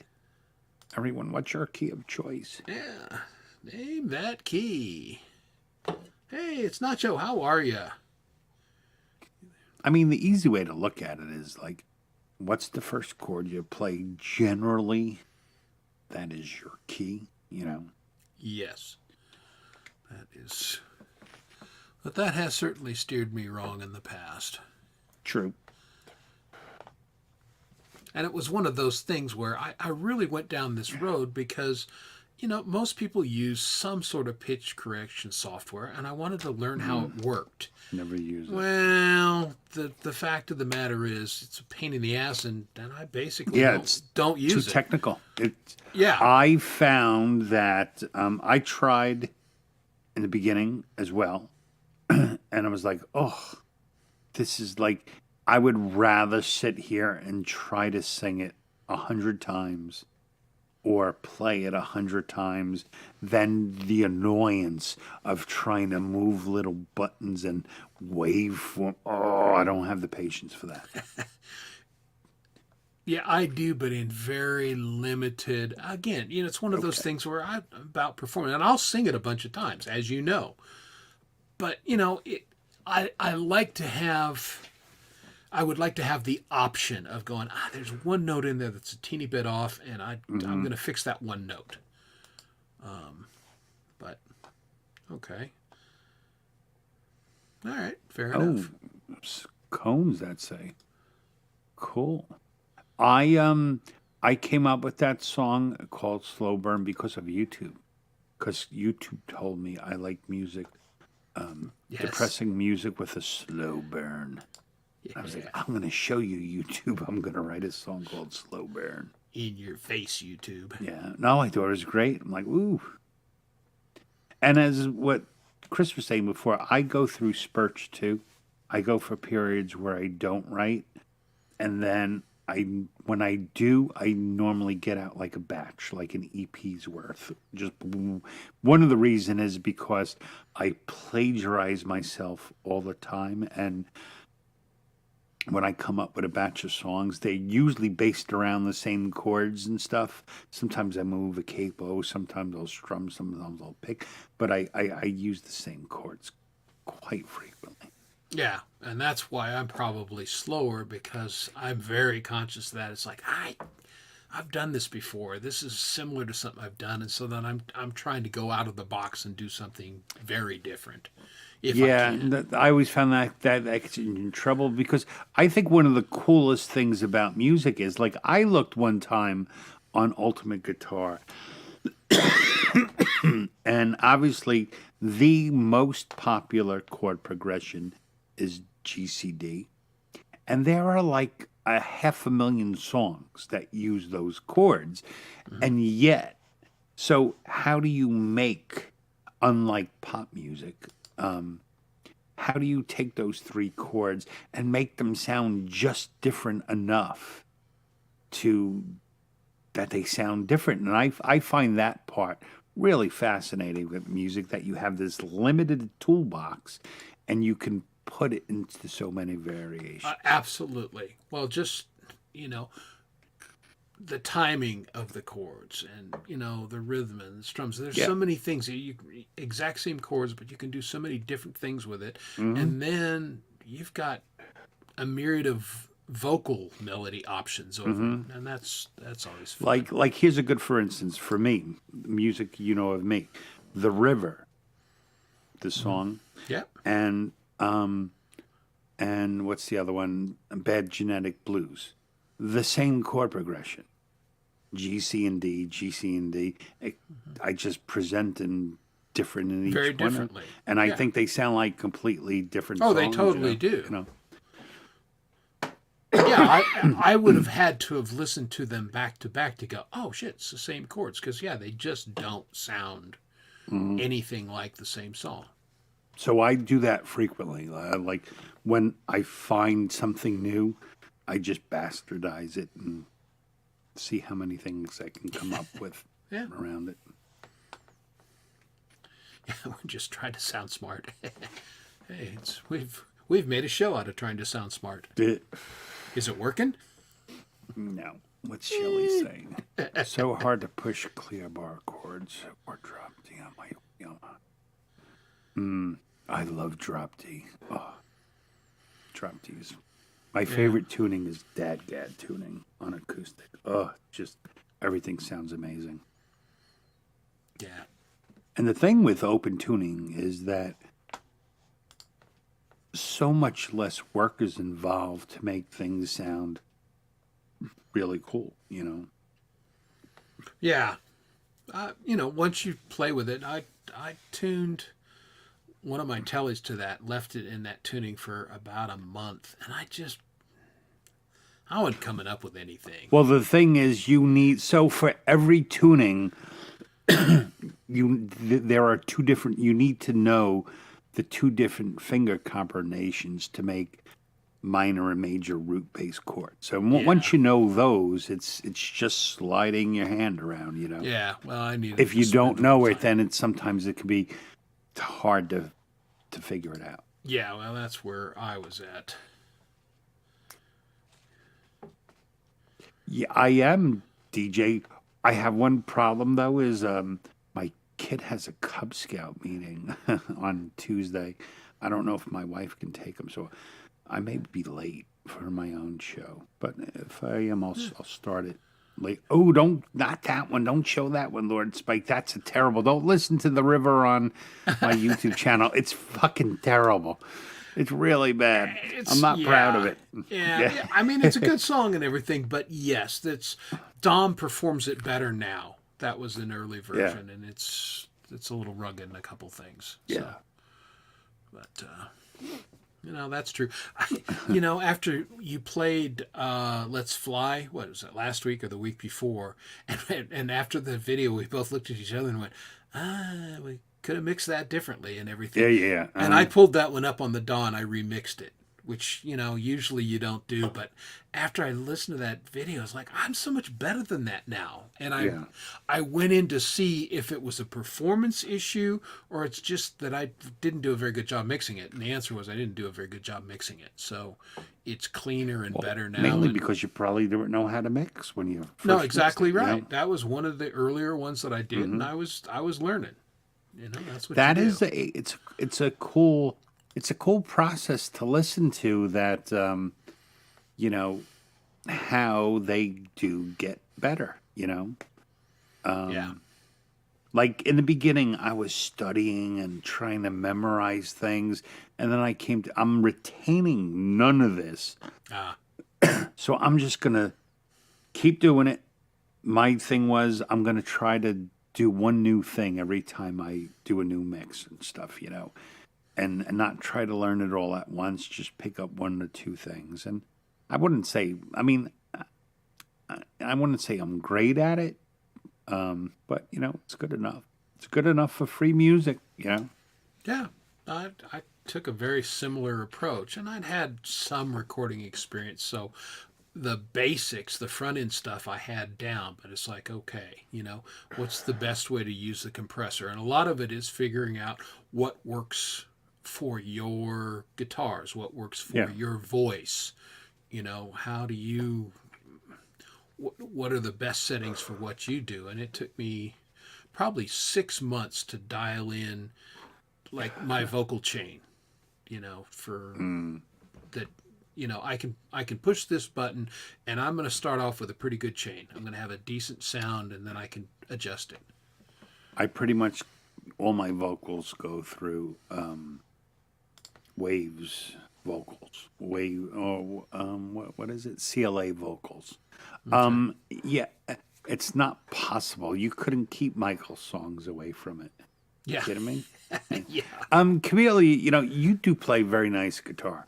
Absolutely. And your sound is good. And if you're recording it on your phone, then there is no reason why you couldn't do it live on a show like the Happy Hour if we give you a link. Absolutely. And the phone microphones are actually better than the ones built in computers.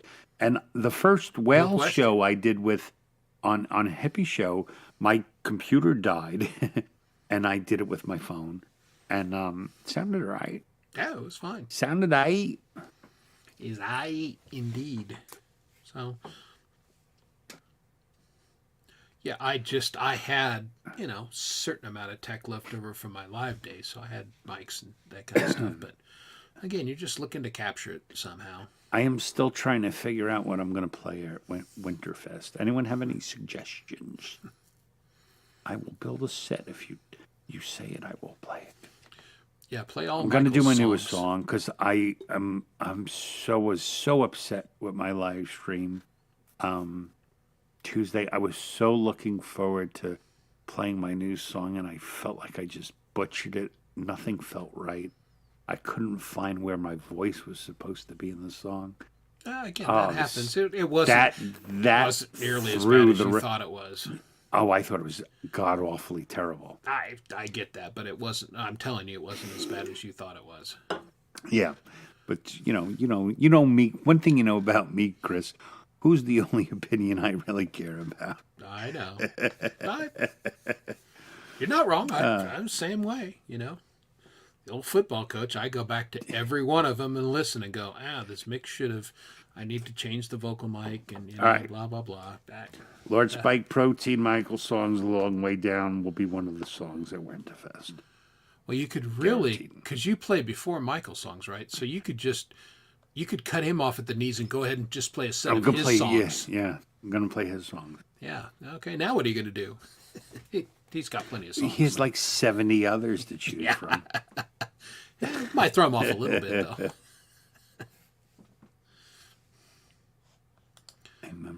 There you go. That's now I know what Michael's. That's "Long Way Down." Yeah, that's a song about a boy who gets raped when he's or molested as a young kid at a carnival, and he can't get over the terrible feelings. So one night he drives his car off of a cliff and kills himself. That's "A Long Way Down." It's like my most morbid song ever. Gets you in the feels.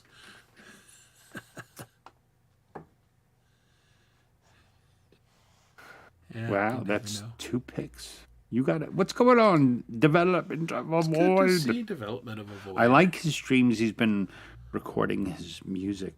Yeah, that's cool. I don't know how to do that. I thought about doing that, but I'd be too self-conscious. Yeah, you would have to I'd get to a different headspace and just, treat it like a show and not think about that the recorder's running. But many people find that hard to do. Mm. They call it red light fever, red light something. red light phobia, where they're doing fine, and then you turn on the record light and you lock up. And yeah, well, and like I have a I don't know. I have a. He seems like he has, like, he's there.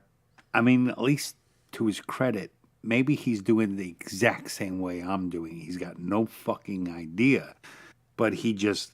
It seems like he knows what he's going to do when he does it, and I literally have no goddamn idea, and that's all I'll talk about, and never do anything. And sometimes too, like when, especially when words are involved, a little more private. I guess. Well, there you go.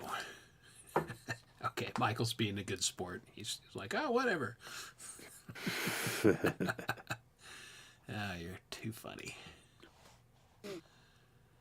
Speaking of tall cliffs, what's this? Oh, Robert's still with us.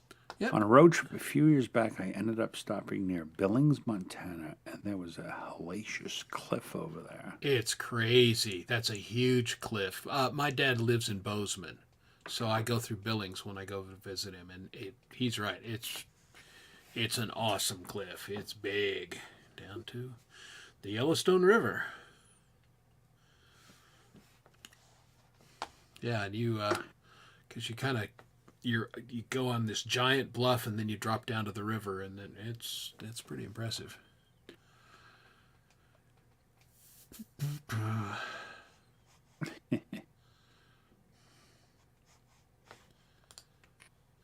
missed. I don't know. Yeah. Well, I didn't. I didn't find that because it's so wide open there. That doesn't. Red Mountain Pass in Colorado. That will terrify you because the road is literally 2 cars wide and there's no guardrails and it's several hundred feet down to the bottom. So that'll get your attention. They sound like so much better roads than the roads you drive on in New York. Yeah, in some ways.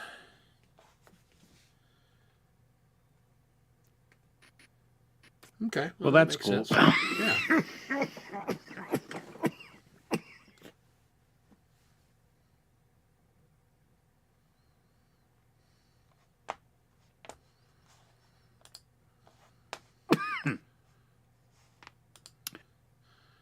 Oh, pole vault. You and your tap disco. I feel like I'm missing stuff in the chat here. Yeah, well.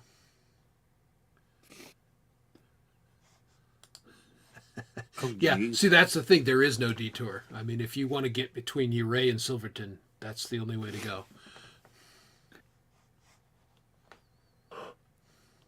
Oh, so, yeah. Hey, Clay.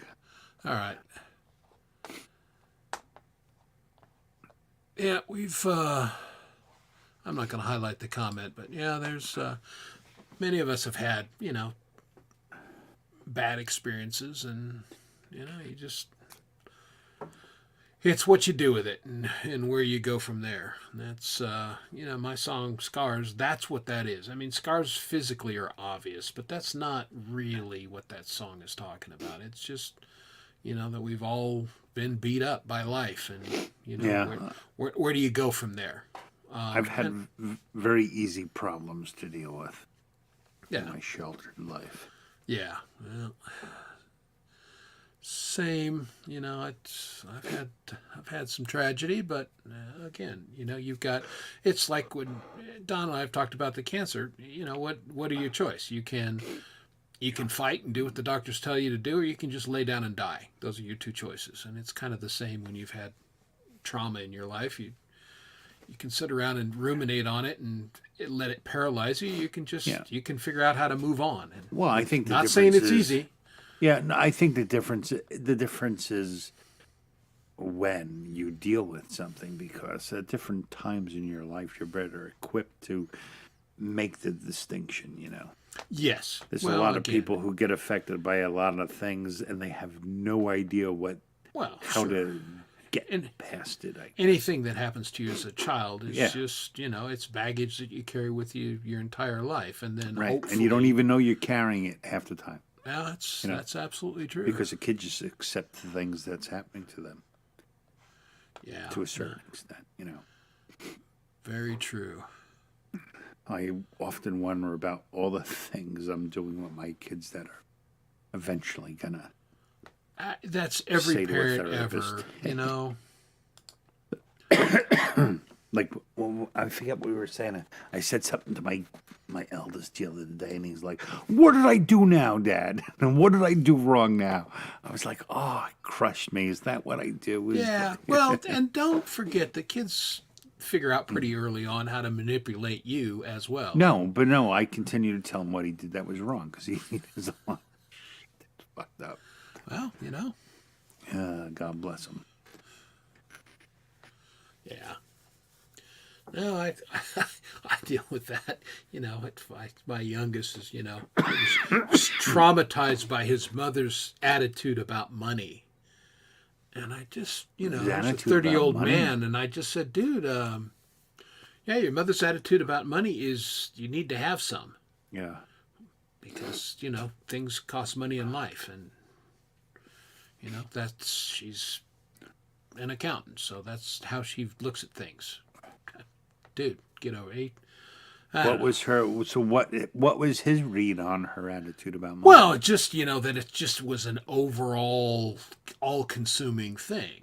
And, and again, I think that's a male-female perspective. For many females, money represents security. Whereas I think a lot of guys figured, I don't have money, that's fine, I'll go out and I'll make some. Yeah. Yes, I mean, I think in the end, all people are consumed with money. They're either consumed with not losing it, getting more, or getting some. Well, I think we live in a world it's impossible to escape it. You have to have some. You have to have enough to, eat and shelter yourself. So, yeah. He was a little over dramatic about this. Like, dude, your mom tried to teach you. Yours and mine would get along very well. I got a drummer on, boy. Yeah, he's always he was the funniest guy. Because I do a lot out of this in my house. Yeah. Well, it's funny because with this one, it's situational. I mean, here's a dude played high school football, won a state football championship, as tough as they come. And then minor things, it's like, somebody shot him with a .44 Magnum, I was like, dude, you were crashing into 300-pound guys and that was fun, but you got this owie bobo and you're laid up for a week? I don't get it, bro. But I don't know. We're all funny like that. Yeah, I guess you're right, Kurt. I had traditional kind of 70s parents. They were good parents. They were flawed, just like we're all flawed. But never.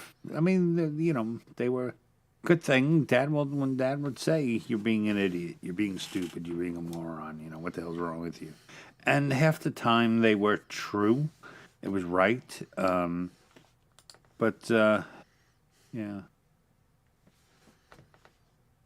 Well, and that's the thing.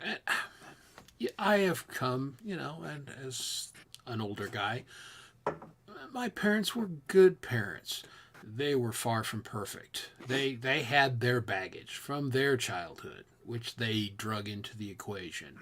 And I came to understand, in my 40s that there was no reason to hold a grudge or anything. They did the best that they were capable of doing at any one particular time.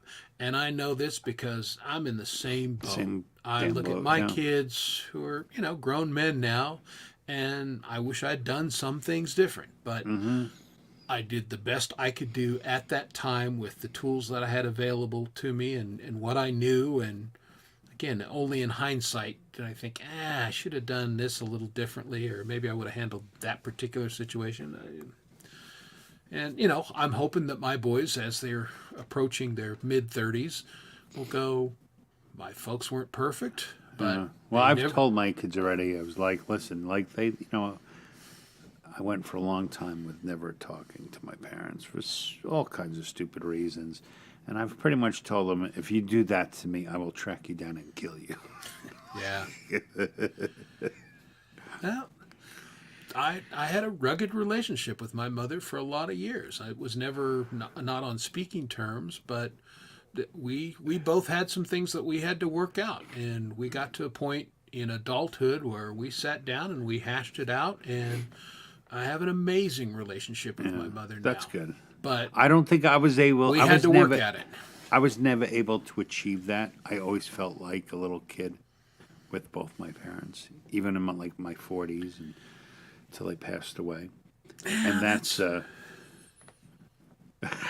Oh, we're so sorry, Gary. Gary's like, I just got away.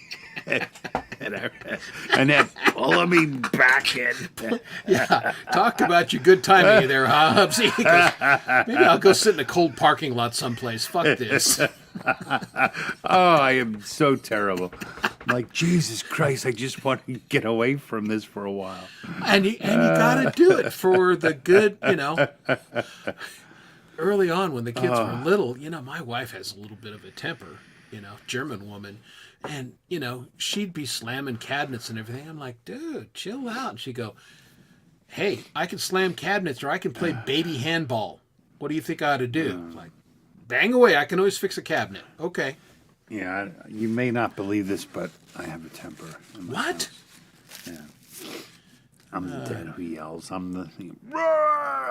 But real fast, and then I move on. But what are you going to do? Well, what you do you acknowledge your thing. I, as a young man, had a horrible temper. And I got, I fought my way out of a lot of bars, and I had some issues, and I realized that wasn't any way to go through life, and I've spent the rest of my adult life dealing with realizing that I have that temper and controlling it, and mostly mastering it. Not 100%, but mostly.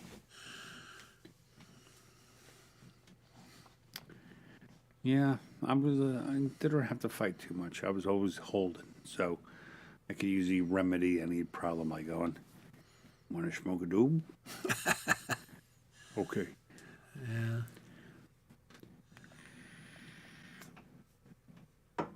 Enough about that shit. Yeah. Oh, there you go. And I think, honestly, that's where my wife and I have, the regret is because it's a pendulum. And as a parent, you either raise your kids exactly the way that you were raised, or, like Robert says here, you make a conscious choice to swing the other way. Often you swing a little too far. Well, I think you spend your whole time swinging too far one way to another. Yeah. And, and eventually the pendulum begins to slow, and it's more like to get that, where it should be. Because it's rather difficult to try to raise kids today. And I'm in that position. I have young kids the way I was raised, because the world's completely different, I can easily tell them, go over and we're forced to go outside and blah, blah, blah, blah, blah.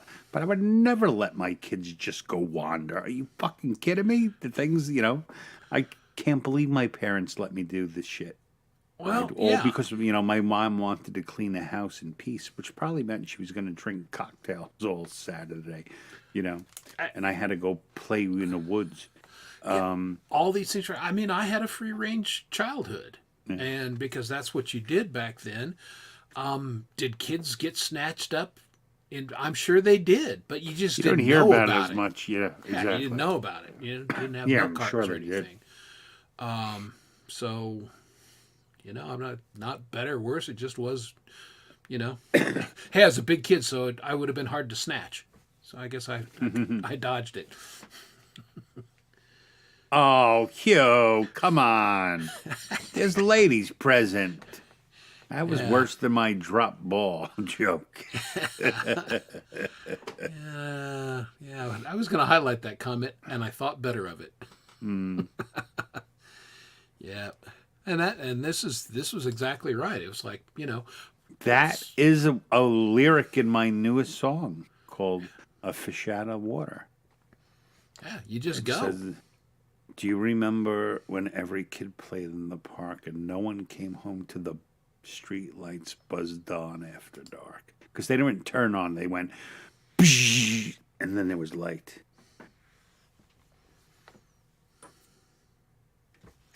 Yeah, that's what we did. Dark, you came home, and I would. Well, I mean, I spent a lot of years in Utah, in the high desert there, and it's like, see ya, and you were out of the house, and we drank out of the hose, and we caught lizards, and on the desert hills, and we were just gone all day. Yeah. Who knows what now we did? Did stuff.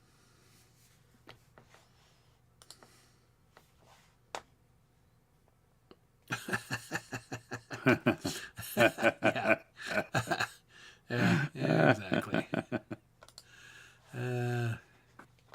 Oh, I constantly with my kids watching YouTube put it on the stupid TV at least. No, we like it on this better. Yeah, my kids were probably that first generation that were really techie like that, and Game Boys and all that shit. It's I don't know. That was the best way to go. I complain about it half the time, but I've gotten them all the bullshit. That gets me so furious. Well, that's it. Yeah, I bought that now crap it's for 'em. it's Fortnite. Oh my god, that's all that exists in my is Fortnite. And have you ever listened to a bunch of 8 through 10-year-olds playing the Fortnite? No, I've not had the pleasure. Cruelest motherfuckers, man. Just constant. You suck. Yeah. Show them. Oh, give me that. Give me this. I want this. I want that. I can't tell you how many times it ends with, either me and my wife. That's it. Yeah.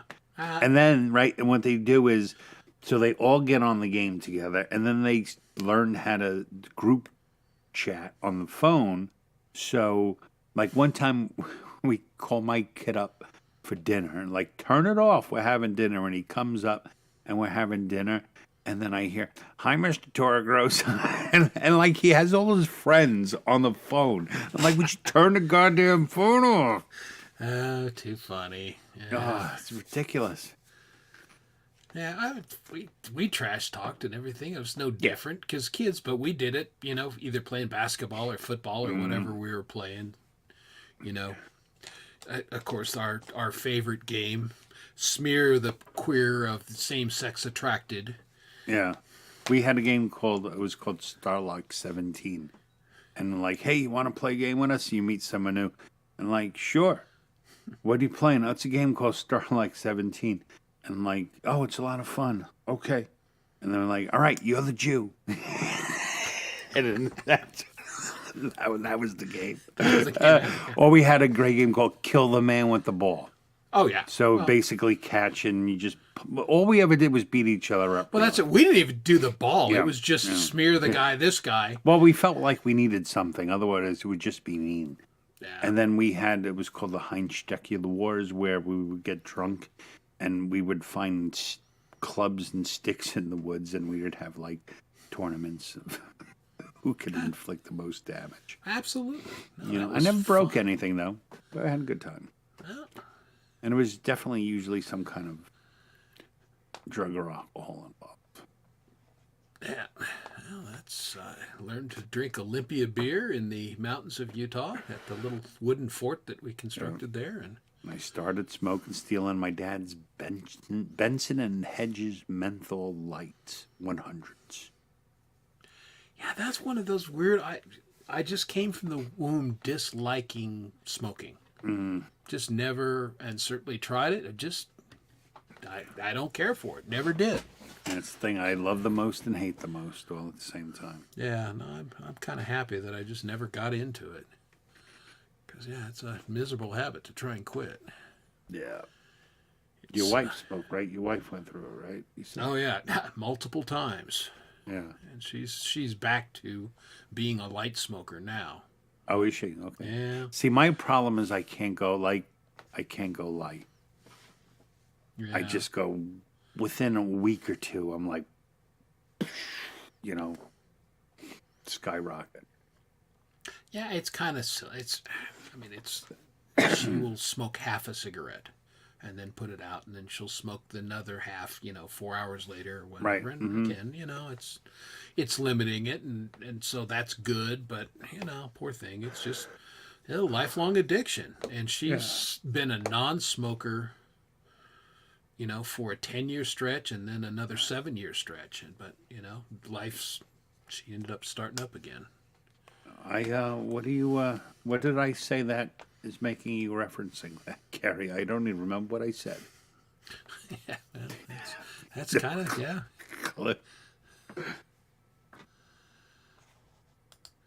Yeah, and I think all parents have that, if they're conscientious at all, have that thought, Lord Spike. But it goes back to you work for a living, you're tired, you're human. That's the thing. It's we're not always the best versions of ourselves that we can be, and Yeah, like even more crazy than my kids.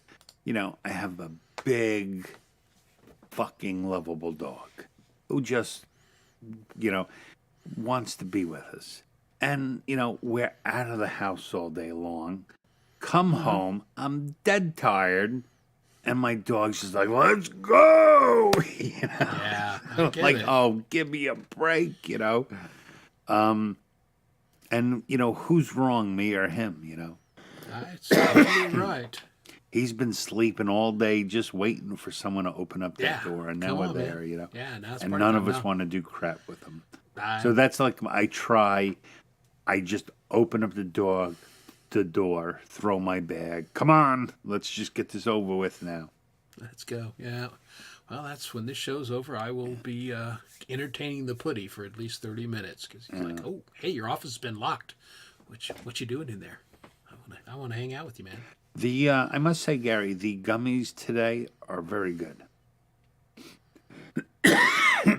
I have not old schooled in a very long time, but modern technology has done very remarkable things. Yeah. Here's the funny thing. Because I buy most everything for the family, I'm the one that goes to the weed store and buys what my wife gets. And, of course, I walk in there looking like Jerry Garcia, and obviously I'm a pothead, right? But it's just not my thing. Never has been. So, but I buy it. And then I go, here you go, honey. Oh, I mean, like, there's nothing better. Like, her and I will have a gummy movie night. Like, get a great movie. Oh, this is a good gummy movie. Let's save that one for the weekend. Yeah, really good. Yeah. Good stuff. Well, it's all good. But, yep, here's Chad's poll. You can vote for an upcoming show. Oh, I don't have anything 10 years old, Chad. So what? There you go. There you go. Reaching for a gummy. Do your thing. Again, I got to the point in my life where it's just, there was no such thing as gummies, and now that there is, I'm not going to start now. But what's good is you can go I need a gummy for this situation. They have one special engineered. I want to chill out and zone out. I want to laugh with my friend. The lettuce. The devil's lettuce. I always loved that term. It just amused me.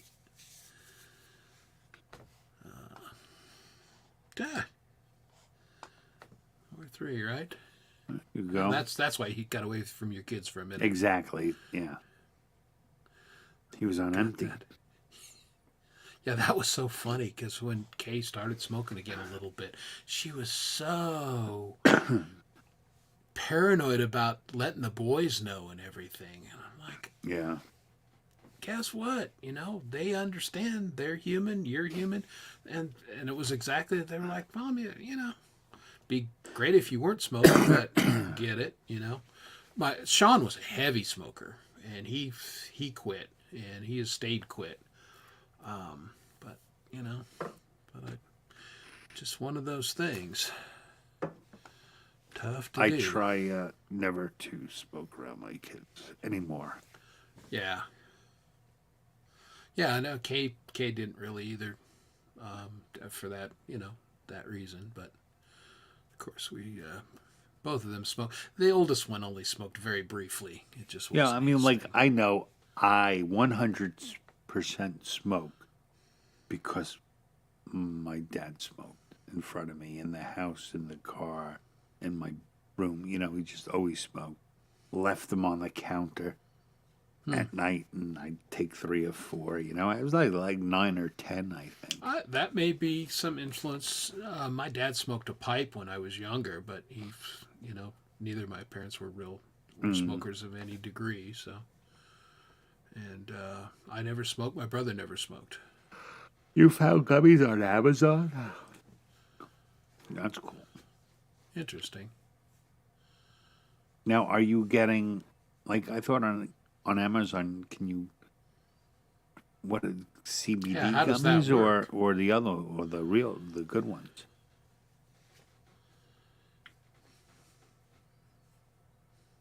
Maybe it's the Harbro gummies, which I don't think are the same.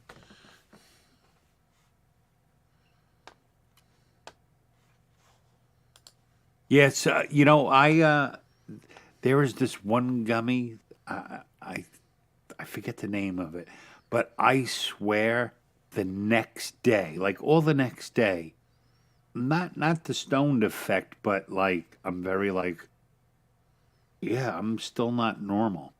It's like No, 12 hours later. No, my wife totally says, and again, she's a 70s hippie chick, so she's been smoking weed for a long time, and she said the stuff nowadays, it ain't nothing like, what they had back in the day. Meaning good or bad? Well, just, it's much more powerful, and Yeah, okay. yeah, just, back in the day, you'd spend all your time cleaning out the seeds and stems, and Oh God, yeah. Scraping. yeah, I it's got nothing marginal. left. I'm gonna scrape all the bowls and see if I Yeah, can. marginal stuff. And it ain't that way anymore. Better living through chemistry, right? Okay, that's cool. I don't know. You can get them on Amazon, yeah. I had never heard that. But then I guess that's true. Is like what's funny? Like all these smoke or vape shops. Every time I go into one, I'm like, come in the back room. Like everything went in the back room. All these laws really did was force all vape shops to go buy one of those keypad locks for a random door where they now sell everything they sell comes out of. It's constantly all you see is people coming out of the back room.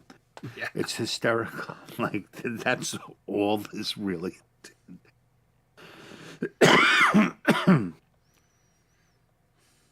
Yeah. Kind of interesting. No, THC and CBD are totally different. Yeah, and that's that was the first time I think Kay and the fellas ever smoked together. We were in Uray. We were at a little vacation thing. And it was funny because we're standing. We had a VRBO, and they're out there in the parking lot of this thing, and they're all, smoking and getting high and everything. And they all got so paranoid. It was, for me, it was hilarious. I mean, they're looking around, and like we're in the mountains. It's a hippie town. Nobody's going to give a shit. Why are we getting all paranoid? But it was funny. I have to be honest with you, Kurt. Like, my feeling is, what is the point of CBD? Like, You know, like it's like just eating an ice cream cone with no ice cream in it. Like, what is the point of it without the one ingredient most people are looking for? Now, Kurt can correct me if I'm wrong, but I believe that it has a number of medicinal properties. Properties, yes. I mean, can it? So do vitamins. Well, yeah, and that's now I've tried some of those topical things, for pain on my knee and things like that, and they didn't do anything for me. But I didn't feel like they were particularly helpful.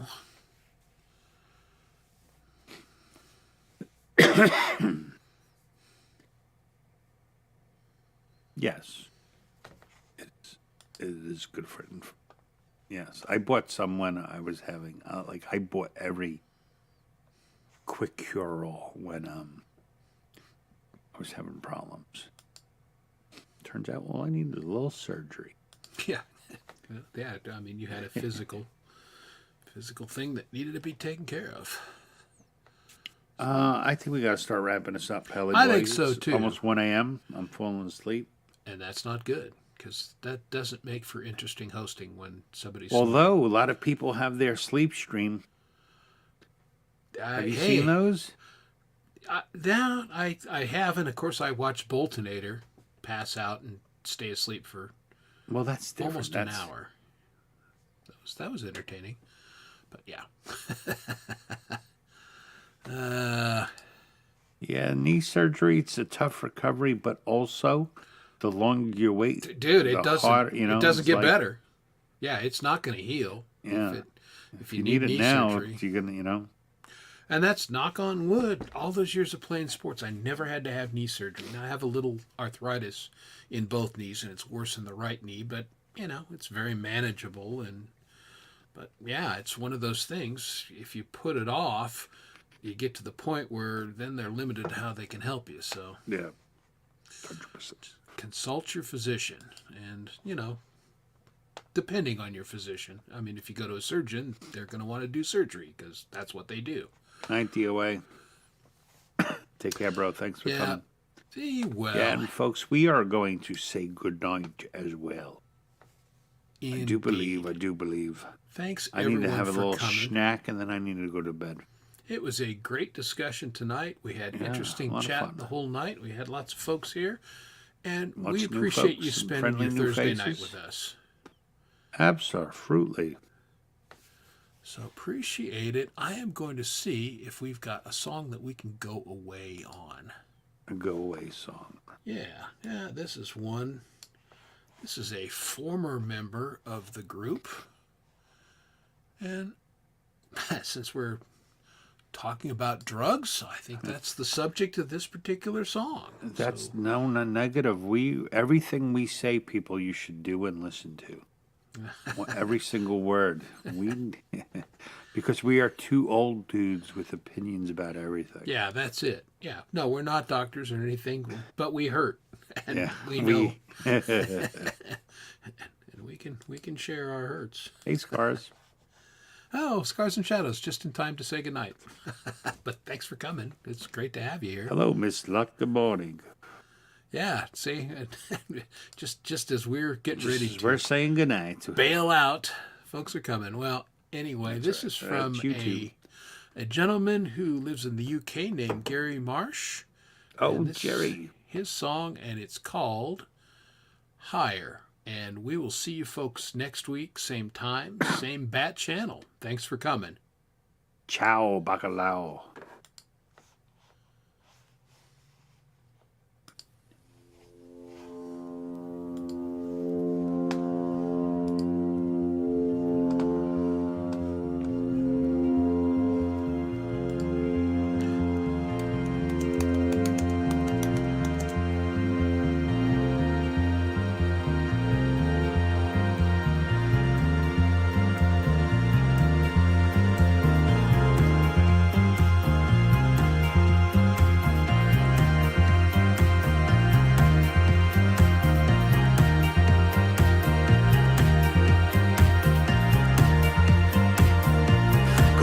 wanna feel, and I wanna be, wanna feel something that means something to me. 'Cause you're running high, and we're running low, trying to find that piece that's missing from your dying soul. Yeah, there's a high for me if I'm weak and I'm tired of dealing. Yeah, with this lie.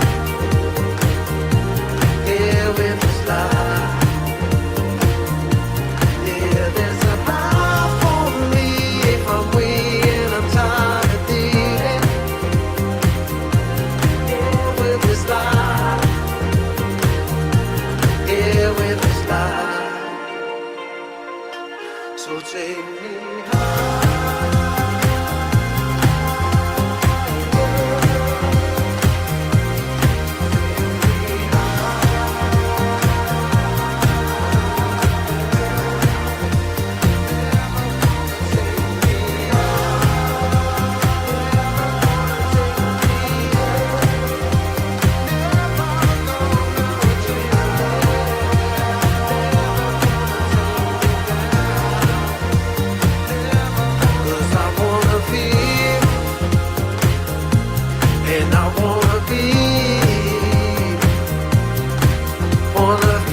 something that means something to me. 'Cause you're running high, and we're running low, trying to find that piece that's missing from your dying soul. Yeah, there's a high for me if I'm weak and I'm tired of dealing. Yeah, with this lie. Yeah, with this lie. Yeah, there's a power for me if I'm weak and I'm tired of dealing. Yeah, with this lie. Yeah, with this lie.